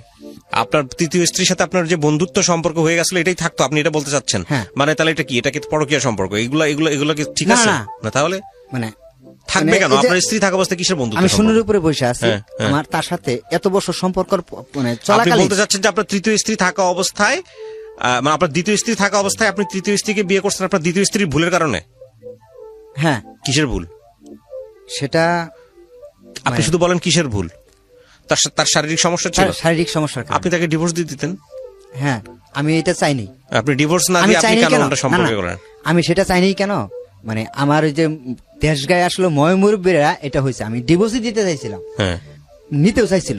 হ্যাঁ, পরে ময়মুরব্বীদের কথায় হুম, মানে বললো যে এটা আসলে মানে বাচ্চা কাচ্চা হলে ঠিক হয়ে যাবো। হুম। আচ্ছা, তা আপনি ঠিক আছে, আপনি তৃতীয় বিয়ে, আপনি এটাও যদি কজ হয়ে থাকে, কারণ হয়ে থাকে যে ঠিক আছে আপনার দ্বিতীয় স্ত্রীর শারীরিক সমস্যা আছে এবং তার অনুমতি আছে আপনার তৃতীয় বিয়ে করার, ধরেন এই অবস্থা অনুমতি তো ছিলই না, তারপর ধরেন আমি ধরে নিচ্ছি অনুমতি, কিন্তু এই মেয়েটাকে আপনি বিয়ে কেন করলেন? যেই মেয়েটার সাথে আপনার বিয়ে হওয়ার কথা ছিল, সেই মেয়েটা আপনাকে ফেলে দিয়ে অন্য একজনের সাথে চলে গেল, ওই মেয়েটাকে আপনি কেন বিয়ে করলেন? এটাই তো আমার দোষ। এই জায়গাটাই আমি বারবার আসতে চাচ্ছি। এটাই আমার দোষ কেন? এই মেয়েটার আপনি প্রতি- এখন আছেন না আপনার দ্বিতীয় স্ত্রীর সঙ্গে? কত হ্যাঁ, বছর এখন যাবত আছি। আছেন? মানে কত বছর বলতে আমি এই তৃতীয় স্ত্রী গেছে কবে, ডিভোর্স দিয়েছে কবে আপনাকে? এটা দিছে ফার্স্ট লকডাউন যখন পড়ে না, ফার্স্ট লকডাউন 2020-এর কথা বলতেছেন? হ্যাঁ, 20-এ। 2 বছর যাবত আপনাকে আরো বিয়ে করার পরিকল্পনা আছে? না। ভবিষ্যৎ বিয়ে করার পরিকল্পনা আছে? না। তো নাই, এখন নাই কেন? এখন নাই কারণ এখন আমার সন্তানের মুখের দিকে চাইলে সন্তানের মুখের দিকে আপনার আরো আগে থেকে চাওয়া উচিত ছিল। চাওয়া উচিত ছিল না, এটা চাইছিলাম, কিন্তু আসলে কি জীবনটা তো আমার জীবনটা চলতে গেলে আমার জীবনে কি কি প্রয়োজন ভাই, হুম। মানে সেটা আসলে মানে আমি আমার স্ত্রীর থেকে আমি পাইনি কোনোদিনও। আচ্ছা শোনেন, একটা কথা বলি, কি নাম আপনার? আমার নাম মোহাম্মদ আইনাল হক। আয়নাল, আর ডাকনাম রবিন ভাই, আপনার এই গল্পটা আমি গোলে মেলে যেমনি হোক আজকে এখানে উপস্থাপন করতে চাচ্ছি এবং রেডিওতে এটা প্রচার হবে, আমার এই কথাগুলো প্রচার হবে। আপনার গল্পের একটা বিশাল শিক্ষা আছে, সেটা হচ্ছে কি, পৃথিবীতে কোনো মানুষই না সব দিক থেকে পরিপূর্ণ সুখী মানুষ হয় না। পরিপূর্ণ সুখী থাকে না, ঠিক আছে? কোনো মানুষই হয় না। কারো হয়তো অর্থ আছে, সুখ নাই, কারো হয়তো অর্থ নাই কিন্তু প্রচুর সুখ আছে, সংসারে অনেক শান্তি। হ্যাঁ, আমাদেরকে আল্লাহ পৃথিবীতে এমন ভাবেই পাঠিয়েছেন, এটা কোনো না কোনো ভাবে ডিস্যাটিসফ্যাকশন থাকবেই, মানুষের মধ্যে অসন্তুষ্টি থাকবেই।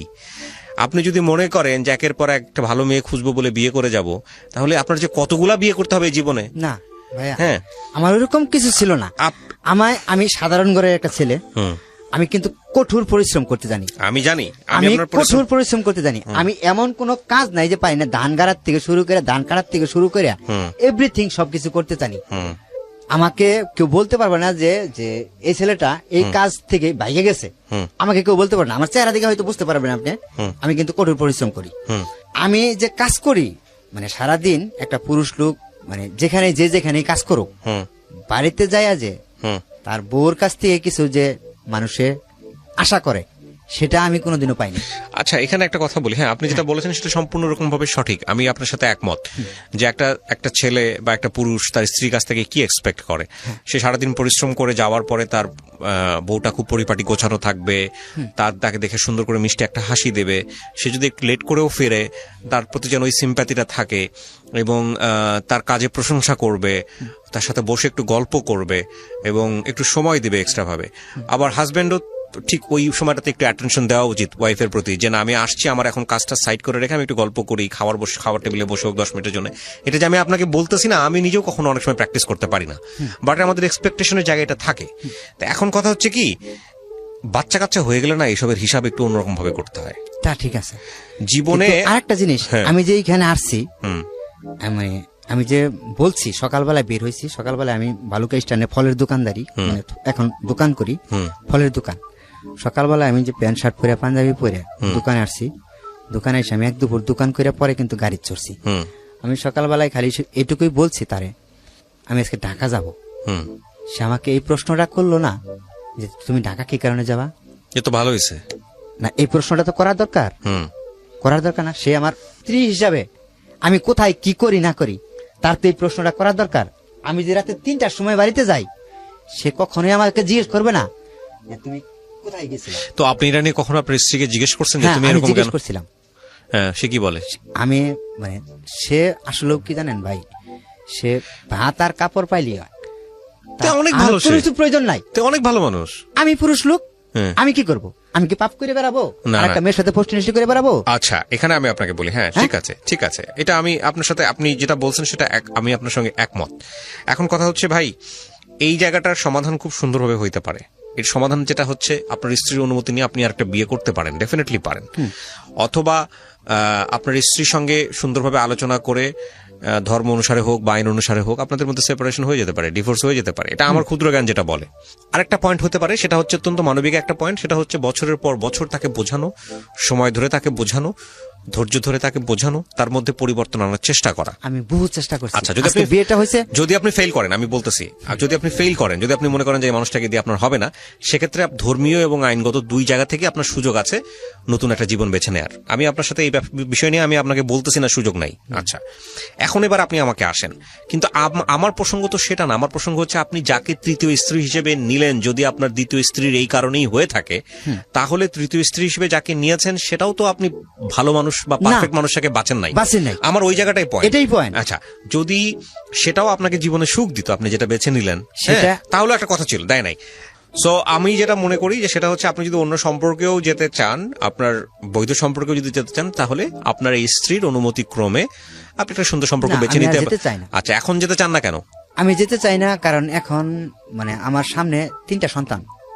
তাহলে একটু আগে যে আপনি এখন যে কথাটা বললেন যে আমি এটা সবকিছু মাটি দিচ্ছি, আমি এই মাটিটা অনেক আগে দেওয়া উচিত ছিল, আমি তো সেটাই বলতেছি। আপনি আমার মন থেকে, আমার মন থেকে আমার জীবনের শখ আল্লাহ সবকিছু মাটি দিচ্ছি। আপনি যদি আরো আগে মাটি দিতেন, তাহলে হয়তো আপনার এই তৃতীয় ভুলটা হতো না। আমি আপনাকে এটাই বলতে চাচ্ছি।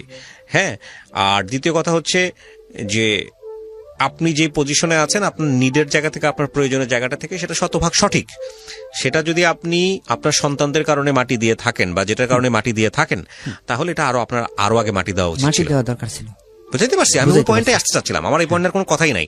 একটা যেটা হচ্ছে, বাবা মা হয়ে যাওয়ার পরে না আসলে নিজেদের এই বিষয়গুলো নিয়ে আসলে অত চিন্তা করার সুযোগ থাকে না। আমার মনে হয় সেই জায়গাটাই ফোকাস করা উচিত, যে একটা সন্তান নিয়ে আসছে দুনিয়াতে। কিন্তু আমার মানে ভোটার আইডি কার্ডে 35 বছর বয়স দেওয়া আছে, ওইখানে আমার বয়সটা বাড়ানো দেওয়া আছে, কিন্তু আমি কিন্তু আসলে মানে আমার বয়সটা অতটা না। আমি এই অল্প বয়সের মধ্যে 30-32 বছর বয়সের মধ্যে আমি 3টা সন্তানের বাবা হয়ে গেছি। মানে আমি যখন এই মাথার মধ্যে মানে মাথার ভিতরে যখন এই জিনিসগুলো ঢুকাই না এখন, তখন আসলে আমার জীবনের সকালাদের কথা এখন আমি সবকিছু ভুলে যাই। মানে আমার জীবনের যে ব্যক্তিগত কিছু চাওয়া, মানে এইটা আমি ভুলে যাই। আবার কিছু কিছু সময় যখন আমি বাড়িতে যাই, মানে আমি কাজ শেষে যখন বাড়িতে যাই, তখন আমার বাড়ির পরিবেশ দেখা তখন মনে হয় যে কি করি আমি। এটা আপনি যেটা বলছেন এটা আমি একমত আপনার সঙ্গে, কোনোভাবেই এটা আপনি যেটা বলেছেন সেটা শতভাগ একমত। জীবনে বিয়ে করে অনেক মানুষই এরকম ভাবে অসুখী, এটা ঠিক। এবং এই অসুখী থেকেই কোনো সময় মানুষ ভুল ডিসিশন নিয়ে ফেলে, এটাও সঠিক। আমি আরো বিষয়গুলোতে যেতে যাচ্ছি না ভাই, আমরা একটা কনক্লুশনে আসি প্লিজ।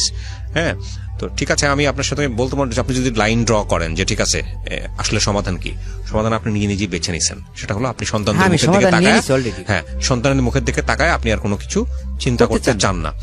আমি শুধু এতটুকুই বলতে পারি যে এটাই বেস্ট ডিসিশন, এটাই বেস্ট ডিসিশন।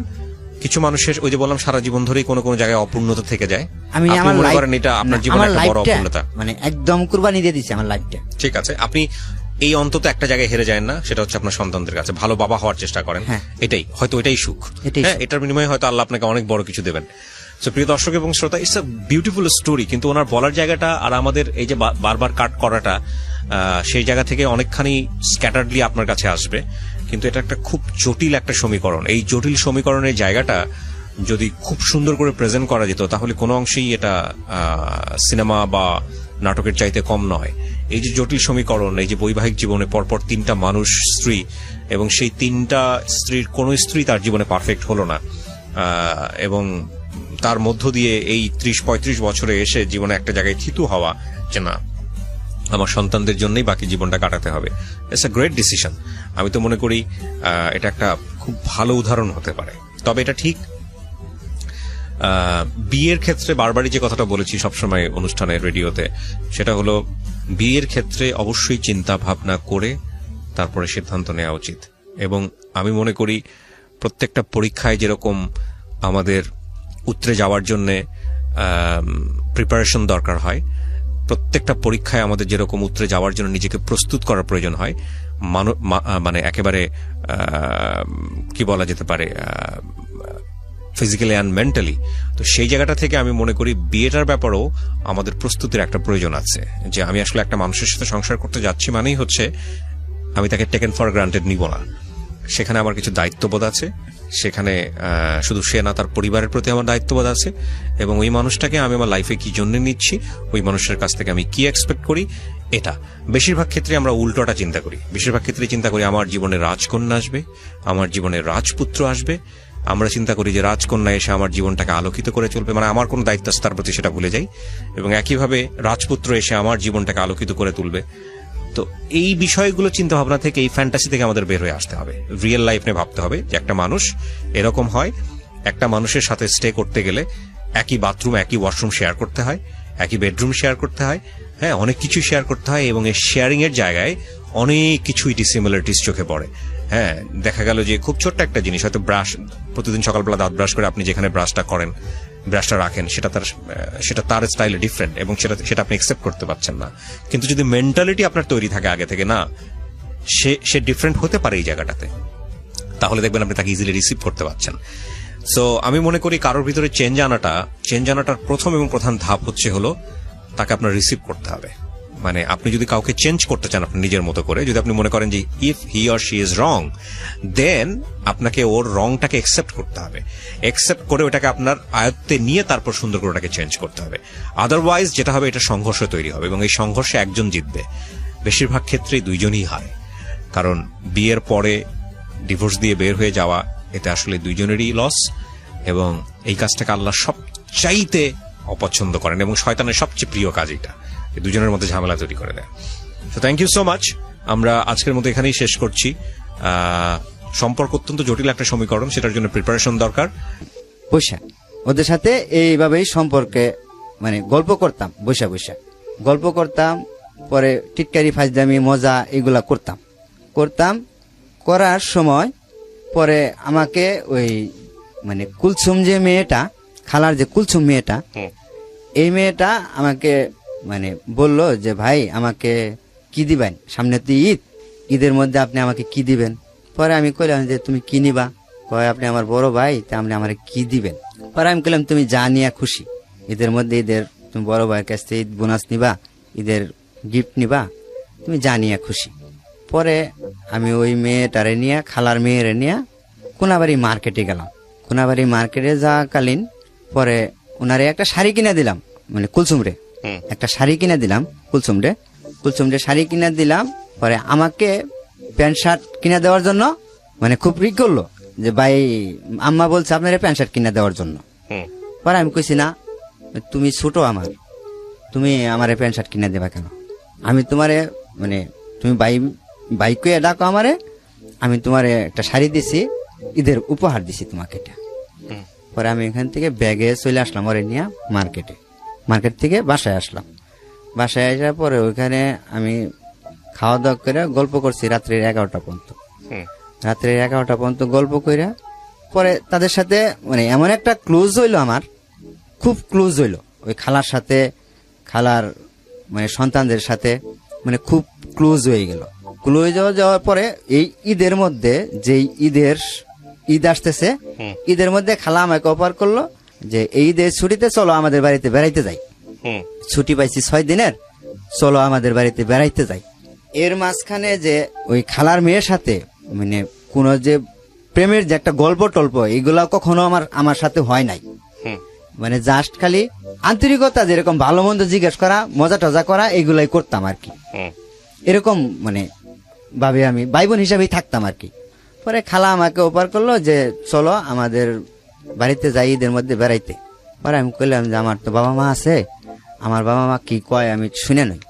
আবার আমার ছোটবেলার থেকে একটা অভ্যাস হয়েছে, কইলাম যে মানে দেশ ঘোরা, বিভিন্ন জায়গায় যাওয়া, এইগুলো আমার পছন্দ, ভালো লাগতো আর কি। হুম। পরে আমি আম্মার কাছে ফোন দিলাম, বললাম যে মা আমি যেখানে খাই, যে খালার বাসায়, এরা তো এদের বাড়িতে যাইতে বলতেছে, আমি যাই। পরে আম্মা আমাকে নিষেধ করলো। হুম। আমার মা বললো যে তুই বছরকার দিন ওঠাই যাবি, সবাই বাড়িতে আইতাছে, আবার তুই যাবি আরেক জায়গায়, আচ্ছা। ওঠাই যাওয়া লাগবে না, তুই আইসা পর, বাড়িতে আইসা পর, ঈদের ছুটি পাবি, তুই বাড়িতে আইসা পর। পরে আমি মারে বুঝাই কইলাম যে মা আমি ওইখানে হয়তো ঈদের দিন তোকে থাইকা ঈদের পরের দিন দরকার চলে আসবো নি, 2 দিন এসে বাড়িতে থাকবো নি। হুম। পরে আমি জামালপুর গেলাম, ঈদের ছুটি পাইলাম, যে ঈদের ছুটি পাওয়ার যেদিন পাইলাম, রাত্রে ছুটি পাইলাম সন্ধ্যার দিক দিয়ে, ওদিন নাইটেই ওদের সাথে মানে আমি মানে জামালপুর গেলাম ওদের সাথে, ওরা সবাই ফ্যামিলির সবাই মিলে একসাথে হুম। নাইটের গাড়িতে গেলাম। নাইটের গাড়িতে ওদের সাথে যে গেলাম, পরে আমি ফজরের আজানের সময় ওদের ওইখানে যাই নামছি। ফজরের আজানের সময় নাইমে পরে ওইখানে ওদের বাড়িতে নিয়ে গেছে আমাকে। পরে বাড়িতে যাওয়ার পরে আমি ওইখানে যাই ঘুমাইছি, ঘুমাইতে করছি 12টা বাজে ঘুমের থেকে উঠা গোসল টোসল দিয়ে খাওয়া দাওয়া করছি। খাওয়া দাওয়া করার পরে মানে খাওয়া দাওয়া করার পরে আমি দুপুরে আবার শুয়ে একটু ঘুমাইছিলাম মনে হয়। পরে 4টার সময় আমি উঠে একদম মানে বসে রয়েছি। পরে 4-5টা মহিলা এসে আমাকে মানে উদ্দেশ্য করে বলতেছে যে জামাই কোনটা আচ্ছা।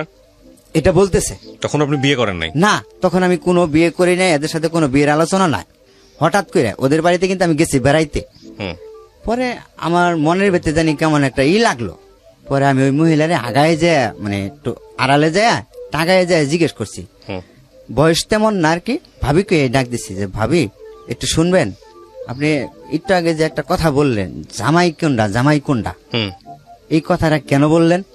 পরে আমারে বলতেছে কয় কে তুমি কুলসুমরে বিয়ে করতে আসো নাই? ওকে, মানে আপনি জানতেন না, আলটিমেটলি ওরা না। বলছে। হ্যাঁ। হ্যাঁ, ওরা বলছে। পরে আমি কইলাম যে না, আমি তো এই ব্যাপারে তো আসিনি, আমি তো এখানে আসছি বেড়াইতে, আমি তো কুলসুমরে বিয়ে করতে আসিনি। হুম। পরে কয় না, ওর আম্মা ওর বাবা সবাই বলছে যে তুমি বিয়ে করতে আসছো। পরে আমি তো কইলাম না, আমি তো বিয়ে করতে আসিনি, আমি তো এখানে আসছি বেড়াইতে। আমি ওনারে খালা কইয়া ডাকি, আর ওনার মেয়ের সাথে তো আমার কোনো রিলেশনও নাই। খালার মেয়ের সাথে তো আমার কোনো রিলেশন নাই, কোনো সম্পর্ক নাই। আমি খালার মেয়েরে কখনো বলিও নাই যে আমি আপনার মেয়েরে বিয়ে করবো, এমন ধরনের কোনো কথাই বলি নাই। তারা আমার ভাই কইয়া ডাকে, আমি তাদেরকে বোন কইয়া ডাকি, ছোট বোন হিসাবে মানে আমি দেখি তাদেরকে, তো আমি এরকম বলি নাই। আমি ওই খালার সাথে গেলাম, খালারে ডাক দিলাম যে খালা আপনি একটু এদিকে আসেন তো। পরে আমি কইলাম যে আমি বলে আপনার মেয়েরে বিয়ে করতে আসছি খালা, আপনি এই কথাটা মানে ওনাদের কাছে বলছেন। পরে কয় বাবা তোমার সাথে আমার কথা আছে, আমি একটু এদিকে আসো। পরে আমি গেলাম, পরে ওইদিকে আমাকে নিয়ে গেল অন্য সাইটে নিয়ে গেল। সাইটে নিয়ে যাওয়ার পরে আমারে বলতেছে কয় তুমি এখানে একটু দাঁড়াও, পরে আমি মানে তোমার নিরিবিলি জায়গায় নিয়ে বিষয়টা বুঝাইতেছি। পরে আমি তখন আবার মানে এই ঈদের আগদে আমি একটা মোবাইল সেট কিনছি, 1600 মডেলের একটা সেট, সেই মোবাইল ফোনটা আমার কাছ থেকে নিয়ে নিছে। তখন আমার হাতে ফোন, এটা 2007 সালে, তখন আমার হাতে মোবাইল আছে। তখন ওই মোবাইলটা আমার হাত থেকে নিয়ে নিছে। মোবাইলটা নিয়ে ফোন করার কথা বইলা মোবাইলটা নিয়ে নিছে। পরে ওই খালা আমাকে মানে এমন একটা জায়গায় নিল, মানে যেখানে মানে গ্রামে একটা চর জায়গা বলে, আলাদা ফাঁকা জায়গা, সেখানে আমারে নিল। নেওয়ার পরে আমারে বলতেছে, কয় বাবা তুমি যদি আমার মেয়ের বিয়ে না করো, কয় তাহলে আমার এই এলাকায় থাকুন যাবো না, আমার এলাকায় মুখ দেখান যাবো না।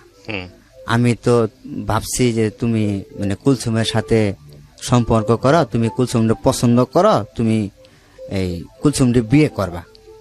আমি কইলাম আপনার এরকম মনে হইলো কেন? আমি কি আপনার মেয়েরে কোথাও বেড়াইতে নিয়ে গেছি কোনোদিন? কইতে পারবেন? আমি তো আপনার মেয়েরে কোথাও কোনোদিন বেড়াইতেও নিয়ে যাই নাই, যে কোনো জায়গায় ঘুরতে গেছি, কোনো জায়গায় বেড়াইতে গেছি, তাও তো না, এমন তো না। জাস্ট আপনার রুমে আমি খাওয়া দাওয়া করতাম, আপনাদের সামনেই খোলামেলা ভাবে যেটুকু কথা বলতাম এইটুকুই। পরে কয় তুমি যে এই ঈদের মধ্যে ওই যে মানে ওরে শাড়ি কিনে দিলা, ও তো বলছে যে আমারে বিয়ে করব। কয় কুলসুম আইসা আমারে বলছে যে আমারে বিয়ে করব। তো আপনি শাড়ি কিনে দিতে গেছিলেন কেন? শাড়ি দিতে কেন গেছিলাম? পরে আমি কইলাম যে এটা তোমার বিয়ের উপহার। আমি এই কথাটা শাড়ি কিনে দিয়ে আবার এই কথাটা বলছিলাম, যে তোমার বিয়ের 3 উপহার। বোনের মধ্যে আপনি কাকে কিনে দিয়েছেন? শুধু কুলসুমকে? কুলসুমকে। আর বাকি দুজনকে কিনে দেন নাই? আর না, আর কাউকে কিনে দিনি। তো সন্দেহ করা ঠিকই আছে। হ্যাঁ, তারপর? পরে আমি ওই শাড়িটা কিনে দিয়া পরে এই ব্যাককালটা হইছি। ওই শাড়ির সূত্র ধরে এরা আমার ভাবছে যে আমি কুলসুমটা পছন্দ করি, আমি কুলসুমটা বিয়ে করব। এই সূত্র ধরে হেরা এই বাড়িতে, আমি যে আর ওই যে আমাকে অফার করছে যে চলো আমাদের বাড়িতে বেড়াইতে যাই। আর এই খালা আমাকে সবসময়ই বলতো কি, ওইখানে ভাত খাওয়ার সময় বইয়ে গল্প টল্প করতাম। ওদের গ্রামের একটা ভাষা আছে, গেল্লা কইয়া কয়, মানে ছেলেরে গেল্লা কয়। গেল্লা তোমার আমগো এলাকায় বিয়ে করাবো। খালা এই কথাটা আমাকে সবসময়ের জন্যই বলতো। ঠিক আছে, এবার নিজের মেয়েরই দিয়ে দিছে। হ্যাঁ, যে এই কথাটাই সবসময়ের জন্য আমাকে বলতো। পরে ওইখানে ওই খালা করছে কি, পরে ওইখানে যে আমার নিয়ে গেল, নিয়ে যাওয়ার পরে এরকম মানে আমাকে এরকম বুঝাইতেছে, বলতেছে যে তুমি যদি বিয়ে না করো তাহলে আমি তো এরকম মনে করছি যে তুমি আমার কুলসুমকে পছন্দ করো, তোমরা দুজনের সম্পর্ক আছে, তোমরা বিয়ে করবা। এখন কি এরপর আপনি কি করলেন? পরে আমার মানে ডাইরেক্ট আমার হাতে পায়ে ধরে মানে কান্নাকাটি শুরু করে দিছে। পরে আমি কইছি, খালা আপনি কান্দেন কেন? আমি তো আপনার মেয়ের কখনো বলি নাই যে বিয়ে করব, এরকম মানে সিচুয়েশন পরিচয় হয় নাই, এরকম মানে পরিবেশ হয় নাই যে আপনার মেয়েকে আমাকে বিয়ে করতেই হবে, এরকম পরিবেশ মানে এখনো হয় নাই। আমার বাড়িতে বাবা আছে, মা আছে, ভাই বোন সবাই আছে। আপনার মেয়ের আমি বিয়ে করে নিয়ে বাড়িতে উঠাইতে পারবো? আর আমার বইয়ের বয়স হয়েছে এখন, আমার বিয়ের বয়স তো এখন হয় নাই, আমার বয়স কেবল 17-18 বছর, আমার বিয়ের বয়স হয় নাই। তো যদি আমার বিয়ে করার ইচ্ছুক থাকে তো আমার গার্জিয়ান আছে, আমি তাদেরকে বলবো, তারা আমার জন্য মেয়ে দেখবে, তারা তাদেরকে মেয়ে দেখে আমি পছন্দ করে বিয়ে করব, এরকম বলছি। পরে ওইখানে রাত্রে 10টা পর্যন্ত এই খালা কান্নাকাটি আমার মানে হাতে পায়ে ধরে, তুমি যদি আমার মেয়ের বিয়ে না করাতে আমার মেয়ে বিষ খাবো, এইটা খাবো সেইটা খাবো, মানে কত কিছু দেয়া যে। তখন আমার মাথার মধ্যে উল্টা একটা কাজ করলো কি, আমি এখান থেকে বিয়ে হয়তো আমার দিল, আমি যদি বাড়িতে না নিয়ে যাই, এদের সাথে প্রকাশ না করলাম, আমি এটা আমি মনে মনে মানে একটা বুদ্ধি করলাম যে রাত যত গভীর হইতেছে, এরা যদি আমি মানে আমার মাথায় ভয় ঢুকে গেল কেন, যে আমার মানে এখানে আমি পরিচিত নাই, কেউ নাই পরিচিত, শুধু তাদের বাড়িতে আমি ঢাকার থেকে পরিচয় হিসাবে এখানে আসছি। আমি যদি আমার রাত্রে মারধর করে, এরকম মনের ভিতরে ভয় নিয়ে পরে আমি তাদের কথায় কইলাম যে ঠিক আছে, আপনারা ধরেন বিয়ে দেওয়ার জন্য পাগল হয়ে গেছেন, আমরা মেয়ে ধরেন বিয়ে দেওয়ার পাগল হয়ে গেছে, যে আপনার বিয়ে দেন। পরে এই কথা বইলে আমাকে বাড়িতে নিয়ে আসলো। বাড়িতে নিয়ে এসে দেখি মানে তারা সবকিছু অ্যারেঞ্জ করে নিছে, বাড়িতে কাজী মানুষজন সবকিছুই। পরে আমি একটা সেন্টু গেঞ্জি গাইদা ভাই ওইখানে বাড়িতে যাইয়া, ওই খালার সাথে যাইয়া উঠানের মধ্যে পাটি পুটি বিছাইয়া ওই মেয়েরাও সাজাই সুজাইয়া রাখছে তারা। এই খালা এই ফাঁকে আমাকে নিয়ে যে কথা বলছে রাত্রে 10টা-11টা পর্যন্ত এই চটানের মধ্যে কান্নাকাটি কইরা, এরা এমন দেয় এই মেয়েটা সাজায় রাখছে কুলসুমটাও সাজায় রাখা। পরে আমার রাত্রে 12টার সময় মানে বিয়ের পিড়িতে একটা সেন্টু গেঞ্জি গায়ে দিয়া, মানে নতুন একটা সেন্টু গেঞ্জি গায়ে আর লুঙ্গি পরনে, মানে গরমের দিন তো সেন্টু গেঞ্জি গায়ে ছিল আমার। পরে আমি ওইখানে এসে বসলাম, বসার পরে ওইখানে ওদের একটা স্বাস্থ্য ভাই ছিল, ওই কুলসুমের স্বাস্থ্য ভাই ছিল, সে আমার নাম ধরে বললো, জাইনাল তুমি এই পশ্চিম দিকে ঘুরে এইখানে সামনে বসো। তা আমি ওখানে কোনো কথা বলতেছি না, ওরা যা বলতেছে যা করতেছে মানে ওদের কথা আমাদের চলতেছি। পরে যখন মানে কাজী সাহেব আমাকে জিজ্ঞেস করলো যে তোমার এই ভয় ভীতি দেখায় কি বিয়ে করতেছে, বিয়ে দিতেছে এরা? তখনও কি আপনি স্যান্ডো গেঞ্জি পরা? হ্যাঁ, তখন আমি সেন্টু গেঞ্জি পরা। ওকে। তখন আমার মাথার মধ্যে কাজ করতেছে না যে আমি কি করতেছি। মানে এই মহিলার কান্না কাটিয়ে এই মহিলার মানে এত কিছু করাতে আমার মাথার মধ্যে এতটুকু জ্ঞান আসতেছে না যে আমি কি করব এখন। মানে এইটুকু সেন্স আমার মানে হারাইয়া গেছে। পরে মানে আমার মাথার মধ্যে সেন্সটুকু আসতেছে না, আমি কাজীর মুখের দিকে চাই রয়েছি যে আমি এখানে কি বলবো। মানে আমার ভিতরে একটা ভয় ঢুকে গেছে নিজের থেকেই যে আমি যদি এখানে আসলেও না করি, এখন তো রাত গভীর, 12টা 1টা বাজে গেছে গা, যদি মার দূর শুরু করে কি বলবো আমি। পরে আমি কাজের বলছি যে না, আমি ইচ্ছা করে বিয়ে করতেছি, এই কথাটা বলছি। পরে কাজী আমার মুখের দিকে চাইছে, পরে আমার ভোটার আইডির ফটোকপি চাইছে। পরে আমি কইছি যে ভোটার আইডি তো আমার নাই। আর ভোটার আইডি আছে কিন্তু আমি অস্বীকার করছি, নাই আমার কাছে, মানে আমি কইছি নাই। পরে ওইখানে তারা মানে কিভাবে কি করে জানি 1 লাখ টাকা, মানে 1 লাখ টাকা কি জানি করলো, তখন মানে কাবিন করলো 1 লাখ টাকা, কত টাকা জানি ওয়াসিল দিল। পরে এইগুলা দিয়ে হাইরা পরে আমার মানে টিপ নিল, সিগনেচার নিল, নিয়ে হাইরা ওই কালেমা পড়াইলো, কালেমা টালেমা পড়াইয়া পরে তাদের যে মেয়ে মানে একটা ঘরের মধ্যে 2টা চৌকি, মানে 2 চৌকির মধ্যে 1 চৌকির মধ্যে বাসর ঘর সাজাইছে তারাই, মানে কোন রকম একটু ইটি দিয়া তারাই মানে সাজাইছে 1 চৌকির মধ্যে। পরে ওইখানে নিয়ে দিল, মেয়ে ছেলে একসাথে বিয়ে পড়ায়া তারা ওই একটা ঘরের ভিতরে আমি ওই যে চৌকি, এক ঘরে 2 চৌকি যে আলাদা পশ্চিম সাইডের চৌকিটার মধ্যে আমারে আরো মেয়েরে দিল। তা আসলে ভাই তখন আমার মনে হইতেছে যে আমি কি হইলো, মানে তখন মার কথা মনে করি আমার শাড়ি কিনে দেওয়ার স্বাদ মিটে গেছে আর কি। হ্যাঁ, তারপর পরে মার কথা মনে করে মা যে আমাকে বারবার নিষেধ করলো যে তুই বাবা ওইখানে যাইস না, বছরকার দিন এখানে চইলা বাড়িতে চইলা, তুই এখানে যাইস না। মার কথা মনে করে আমার অজরে কান্না আসতেছে, মানে আমি খুব কানলাম ওইখানে, মানে কানলাম। পরে ওই বাড়ির মানুষজন সবাই আসলো, কুলসুমের চাষিরা আসলো, কুলসুমের ওইখানে পুরুষ লোক নাই, সব মহিলারাই, মানে ওই বাড়িতে কোনো পুরুষ লোক বলতে খালি ওই যে ওর স্বাস্থ্য ভাই যেটা এটা ছিল, আর কোনো মানে ওর চাচারা এরা কেউ মানে আসতেছে না।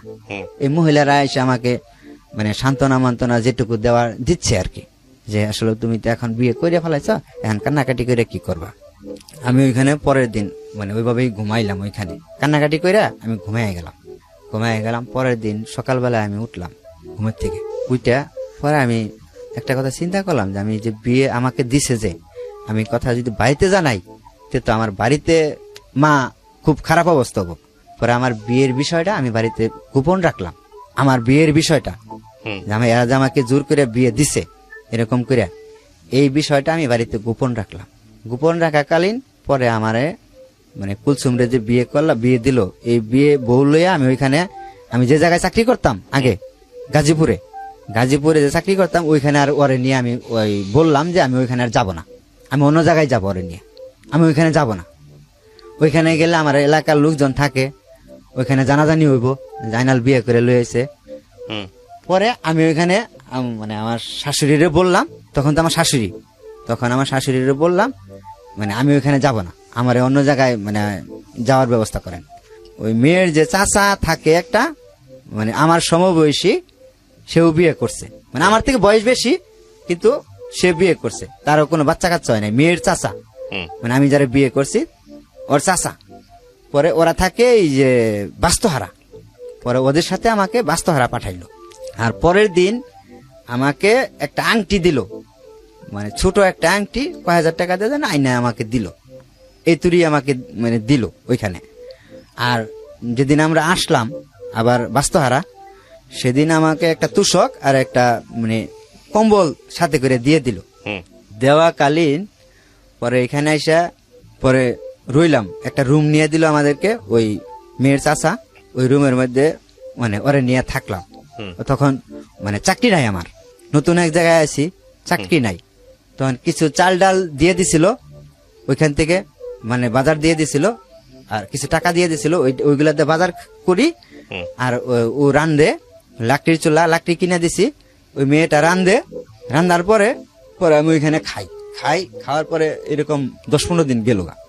10-15 দিন যাওয়ার পরে আমার ভাবতেছি যে আমার তো চাকরি নেওয়া লাগবে, তো পয়সা খাইলে চলবো না, চাকরি নিতে হবে। পরে আমি চাকরি নেওয়ার জন্য গেলাম, আরেকটা অফিসে চাকরি নেওয়ার জন্য গেলাম ওইখানে, সেখানে চাকরি হইলো না, সেখানেও চাকরি হইলো না। বাসায় গেলাম, বাসায় যাইয়া পরে কইলাম চাকরি তো হইলো না, কি করা, কইতে আরেকখানে দেখো। পরে আমি ওইখানে আরেকটা ফ্যাক্টরিতে চাকরি হইলো, আমার আরেকটা ফ্যাক্টরিতে চাকরি হইলো, ইন্টারভিউ দিয়ে চাকরি হইলো। পরে ওইখানে চাকরি নিলাম, চাকরি নেওয়ার পরে এখানে 3 মাস ছিলাম বাস্তহারাতে। আমি চাকরি মানে নিয়া 3 মাস ছিলাম। এই 3 মাসের মধ্যে আরেকটা মানে জানলাম কি, আমি যারে বিয়ে করছি সে তার আগে একটা বিয়ে হয়েছিল, মানে আমার আগেও আরেকটা বিয়ে হয়েছিল। এই কথাটা আমি মানে এখান থেকে জানলাম যে তুমি যারে বিয়ে করছো এর তা আগেও একটা বিয়ে হয়েছিল। এটা বললো কে আমাকে, মেয়ের যে চাচি আছে না, এই মেয়ের চাচি আমাকে বললো যে তুমি যারে বিয়ে করছো। এটা কয় মাস পরে জানলেন বিয়ের? এটা 3 মাস পরে, এটা 3 মাস পরে আমি জানলাম। জানার পরে পরে আমি তখন থেকে একটা সিদ্ধান্ত নিছিলাম যে এই মেয়ে আমার বাড়িতে যাবে না, মানে মনে মনে একটা সিদ্ধান্ত নিছিলাম যে এই মেয়ে আমার বাড়িতে যাবে না। এর আমার সাথে ফ্লট করে বিয়ে দিছে, এটা আমি ফ্লট করে এখান থেকে রেখে যাব, মানে এরকম একটা মাথার মধ্যে আমার কাজ করলো। পরে আমি ওইখান থেকে পরে ওরে বললাম যে তুমি তোমার আম্মার কাছে যাও, আমি অন্য জায়গায় চাকরি করব, তোমার আম্মার কাছে যাও, আমি অন্য জায়গায় চাকরি বাকরি নিয়ে পরে রুম টুম নিয়ে পরে তোমার ওইখান থেকে নিয়ে আসিল। আমি ওরে পাঠাইলাম ওইখানে। পরে ও তো যাবে না, আমার ছাড়া যাবে না, বুঝতে পারছেন, ও আমার ছাড়া যাবে না। আমি ওরে পাঠাইতে চাই, ও যাবে না। আমি কইলাম যে তুমি যাবা না কেন, তুমি ওইখানে যাও, তোমার আম্মা তো এখানে চাকরি করতেছে, তুমি ওইখানে কিছুদিন থাকো, আমি কিছুদিন এখানে চাকরি নিয়ে একটা বেতন পাই তোমার যাই নিয়ে আসবো অন্য জায়গায়। মানে ও আমার ছাড়া যাবে না, যাবেই না। তখন আমার ভিতরে একটা কাজ করতো কি, তখন ওই বাড়ির থেকে আমাকে ফোন দিত বারবার, ওই যে বাড়িতে যে আমি যাই নাই 5-6 মাস ধরে আমি বাড়িতে যাই না, মা আমাকে ফোন দেয়, বড় ভাই আমাকে ফোন দেয় যে কিরে তুই বাড়িতে আসস না কে, তোর কি হয়েছে। কিন্তু এদিক দিয়ে যে আমি জালে ফাইসা গেছি এটা হেরা কেউ জানে না। বাড়ির থেকে আমাকে ফোন দেয়, আমি বলি যে আসবো এই মাসে না সামনের মাসে বেতন পেয়ে আসবো, এরকম খালি মিথ্যা কথা কইয়া বাড়াই রাখতেছি।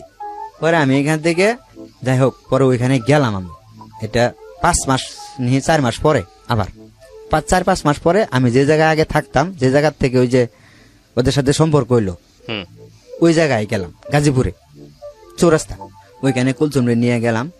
কুলচন্দ্রে নিয়ে যাওয়ার পরে ওর মা বললো যে তোমাদের কোথাও যাওয়ার দরকার নাই, তোমাদের তো চাকরি বাকরি নাই, তোমরা এখানেই রুম নিয়ে দেই, এখানেই খাও, চাকরি বাকরি পরেরটা পরে দেখা যাক, চাকরি এখন হইলে হোক, না হইলে আমারটা এখানে খাইবা।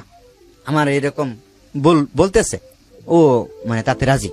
আমি যারে বিয়ে করছি কহ আমি আমার সাথে থাকবো, তুমিও থাকবা, তোমার চাকরি করা লাগবে না, যখন চাকরি হয় তখন, এখন তো তোমার চাকরি নাই, তুমি কি খাওয়াইবা, আমাকে এইগুলা বলতেছে। পরে আমি কইলাম যে কথা তো ঠিকই, আমার অন্য জায়গায় যে নিয়ে যাব খাওয়াবো কি। পরে আমি ওইখানে রাইখা পরে আমি কইলাম যে বাড়ির থেকে আসি, তোমার এখন বাড়িতে নিয়ে যাওয়া যাইব না, আমি বাড়ির থেকে আসি, তুমি বাড়িতে গেলে এখন সমস্যা হইব, তোমার বাড়িতে পরে নিতে হইব, বাড়িতে বুঝাই। আমি বিষয়টা বাড়িতে জানাই নেই, তোমার বিষয়টা আমি বাড়িতে জানাই নেই, এখন তোমাকে বাড়িতে নেওয়া যাবে না। ওইখানে থুইয়া আমি বাড়িতে গেলাম, বাড়িতে যাই ওই বিষয়টা মানে প্রকাশ করলাম না, আমি আমার কারোর সাথে প্রকাশ করলাম না। প্রকাশ না করাতে পরে আমি আবার চলে আসলাম ওইখান থেকে। চলে আসার পরে এখানে আসলাম, এখানে আসার পরে এক কথায় 2 কথায় জানাজানি হয়ে গেল। আমার যে এলাকার মানুষ থাকে তারা জিনিসটা জানাজানি হয়ে গেল, তাদের কানে পর্যন্ত পৌঁছে গেল যে আমি যে বিয়ে করছি ওই খালার মেয়েরে, প্রচলিত হয়ে গেল। পরে খালার মেয়েরে বিয়ে করছি, 1 কান 2 কান কইতে কইতে পরে বাড়িতেও এই খবরটা চলে গেল। বাড়ির থেকে আমার ফোন দিয়েছে, মানে ভাই ফোন দিয়েছে যে কিরাইনাল তুই বলে বিয়ে করছস। পরে আমি অস্বীকার করছি যে না বিয়ে করি নাই। সবাই কইতেছে তুই বিয়ে করছ, তুই অস্বীকার করস। অস্বীকারই গেছি যে না বিয়ে করি না ভাই, এটা পরে আমি বিষয়টা বুঝাইয়া বলি না তোমার। অস্বীকার তো অস্বীকারই, পরে আমি আর মানে কিছু বলি না। পরে এরা ডিটেললি ভালো করে খবর লইছে, আসলে ওকে আনালে বিয়ে করছে, আনালে মিশা কথা কইতেছে না এরাই মিশা কথা কইতেছে। পরে বাড়ি থেকে খবর নিয়ে দিয়ে আসলো আমি বিয়ে করছি। পরে মা অনেক কান্নাকাটি করলো, কান্নাকাটি করার পরে যে তুই বিয়ে করবি, তে তোর বাড়িতে বড় ভাই আছে, সবাই আছে, বড় বোন জামাইরা আছে, তাদেরকে বলতি তোর বিয়ে করাই দিত, তুই একা একা কেন বিয়ে করলি? মারে এই বিষয়টা আমি বুঝাইতে পারি নাই। এখন পরে এখান থেকে পরে এই মেয়ের সাথে মানে যে বিয়ে করছিলাম, পরে এই মেয়ের সাথে যেমনি হোক মানে একটা ঝগড়া সৃষ্টি হইয়া হেরা, পরে তারা একটা আপসে চলে আসলো। আপসে পরে আসলো এই মেয়ের সাথে থাকাকালীনই পরে আমি এই মেয়ের এই জায়গায় থুইয়া এটা জিরানি এলাকায় আমি চাকরি নিলাম। জিরানি এলাকায় যখন গেলাম তখন মানে যে মেয়ের সাথে আমি প্রেম করলাম এই মেয়ের সাথে আমার মানে রং নাম্বারে কথা হইলো। একটা ফোন থেকে ফোন আসলো রং নাম্বারে, রং নাম্বারে ফোন আসলো। রং নাম্বার থেকে পরে তার সাথে একদিন দুই দিন কথা বলতে বলতে তার সাথে কথা বলা শুরু করলাম রং নাম্বার থেকে। যখন আমি এই মেয়েটারে ছাইরা অন্য জায়গায় গেলাম, ওই জিরানিতে চাকরি নিলাম, তখন ওইখানে যাওয়ার কিছুদিন পরেই এই মেয়ের সাথে রং নাম্বার থেকে একটা ফোন আসে আমার। ফোন আসার পরে এই মেয়েটার সাথে আমার পরে এই মেয়েটার সাথে পরে কথা বলতে পরে এই মেয়ের সাথে আমি সম্পর্কে মানে মোটামুটি আগাইলাম। তখন এর সাথে কিন্তু সারাসারি হয় নাই, প্রথম বউয়ের সাথে সারাসারি হয় নাই। পরে এর সাথে কথা বলতে মানে এর সাথে মানে অনেক গভীরে চলে গেলাম।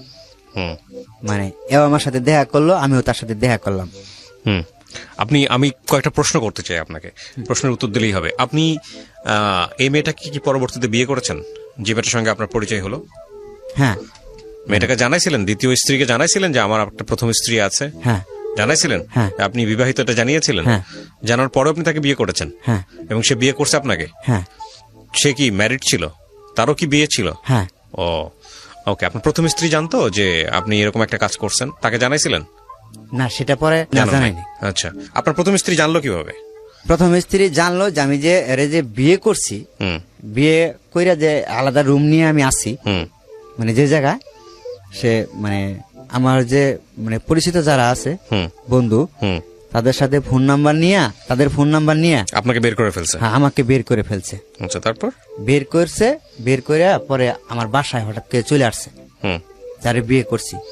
দুজনেই চাকরি করি এক অফিসে। আমরা দুজনে মানে লাঞ্চে যে খাবার বসছি দুজনে একসাথে। আমার প্রথম স্ত্রী যে উনি আচমকা চলে আসছে রুমটা পর্যন্ত চিনা ফেলাইছে।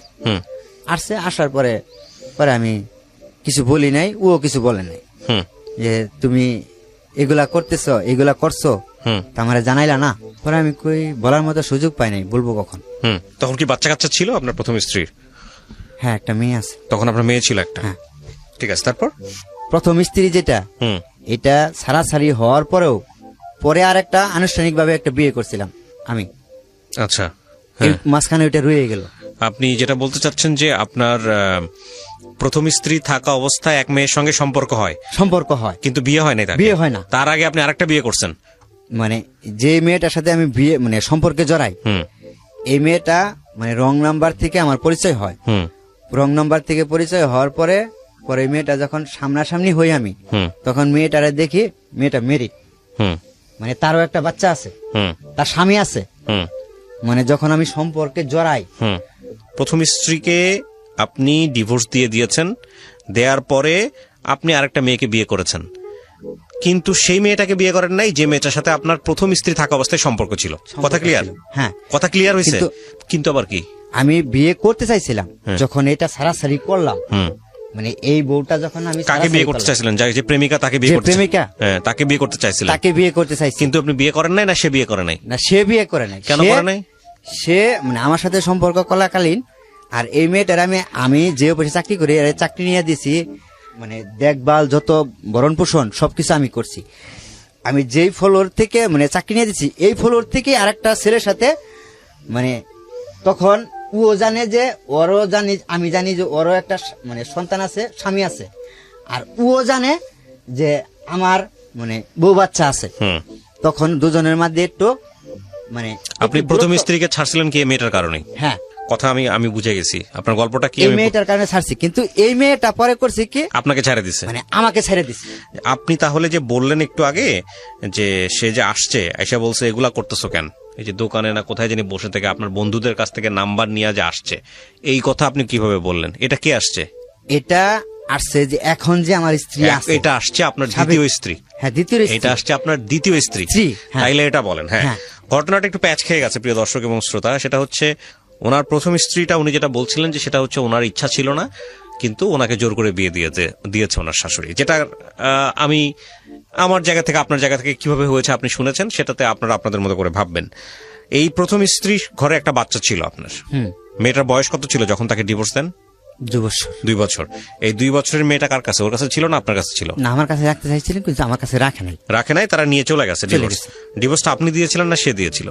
উনি দিয়েছিল। আচ্ছা, এবং এটা যে ডিভোর্স যে আপনাকে দিল, তখন কি সে জানতো যে আপনার আরেকটা মেয়ের সঙ্গে সম্পর্ক আছে? না, তখন সে জানতো না, এমনি এমনি ডিভোর্স দিয়েছে? কারণ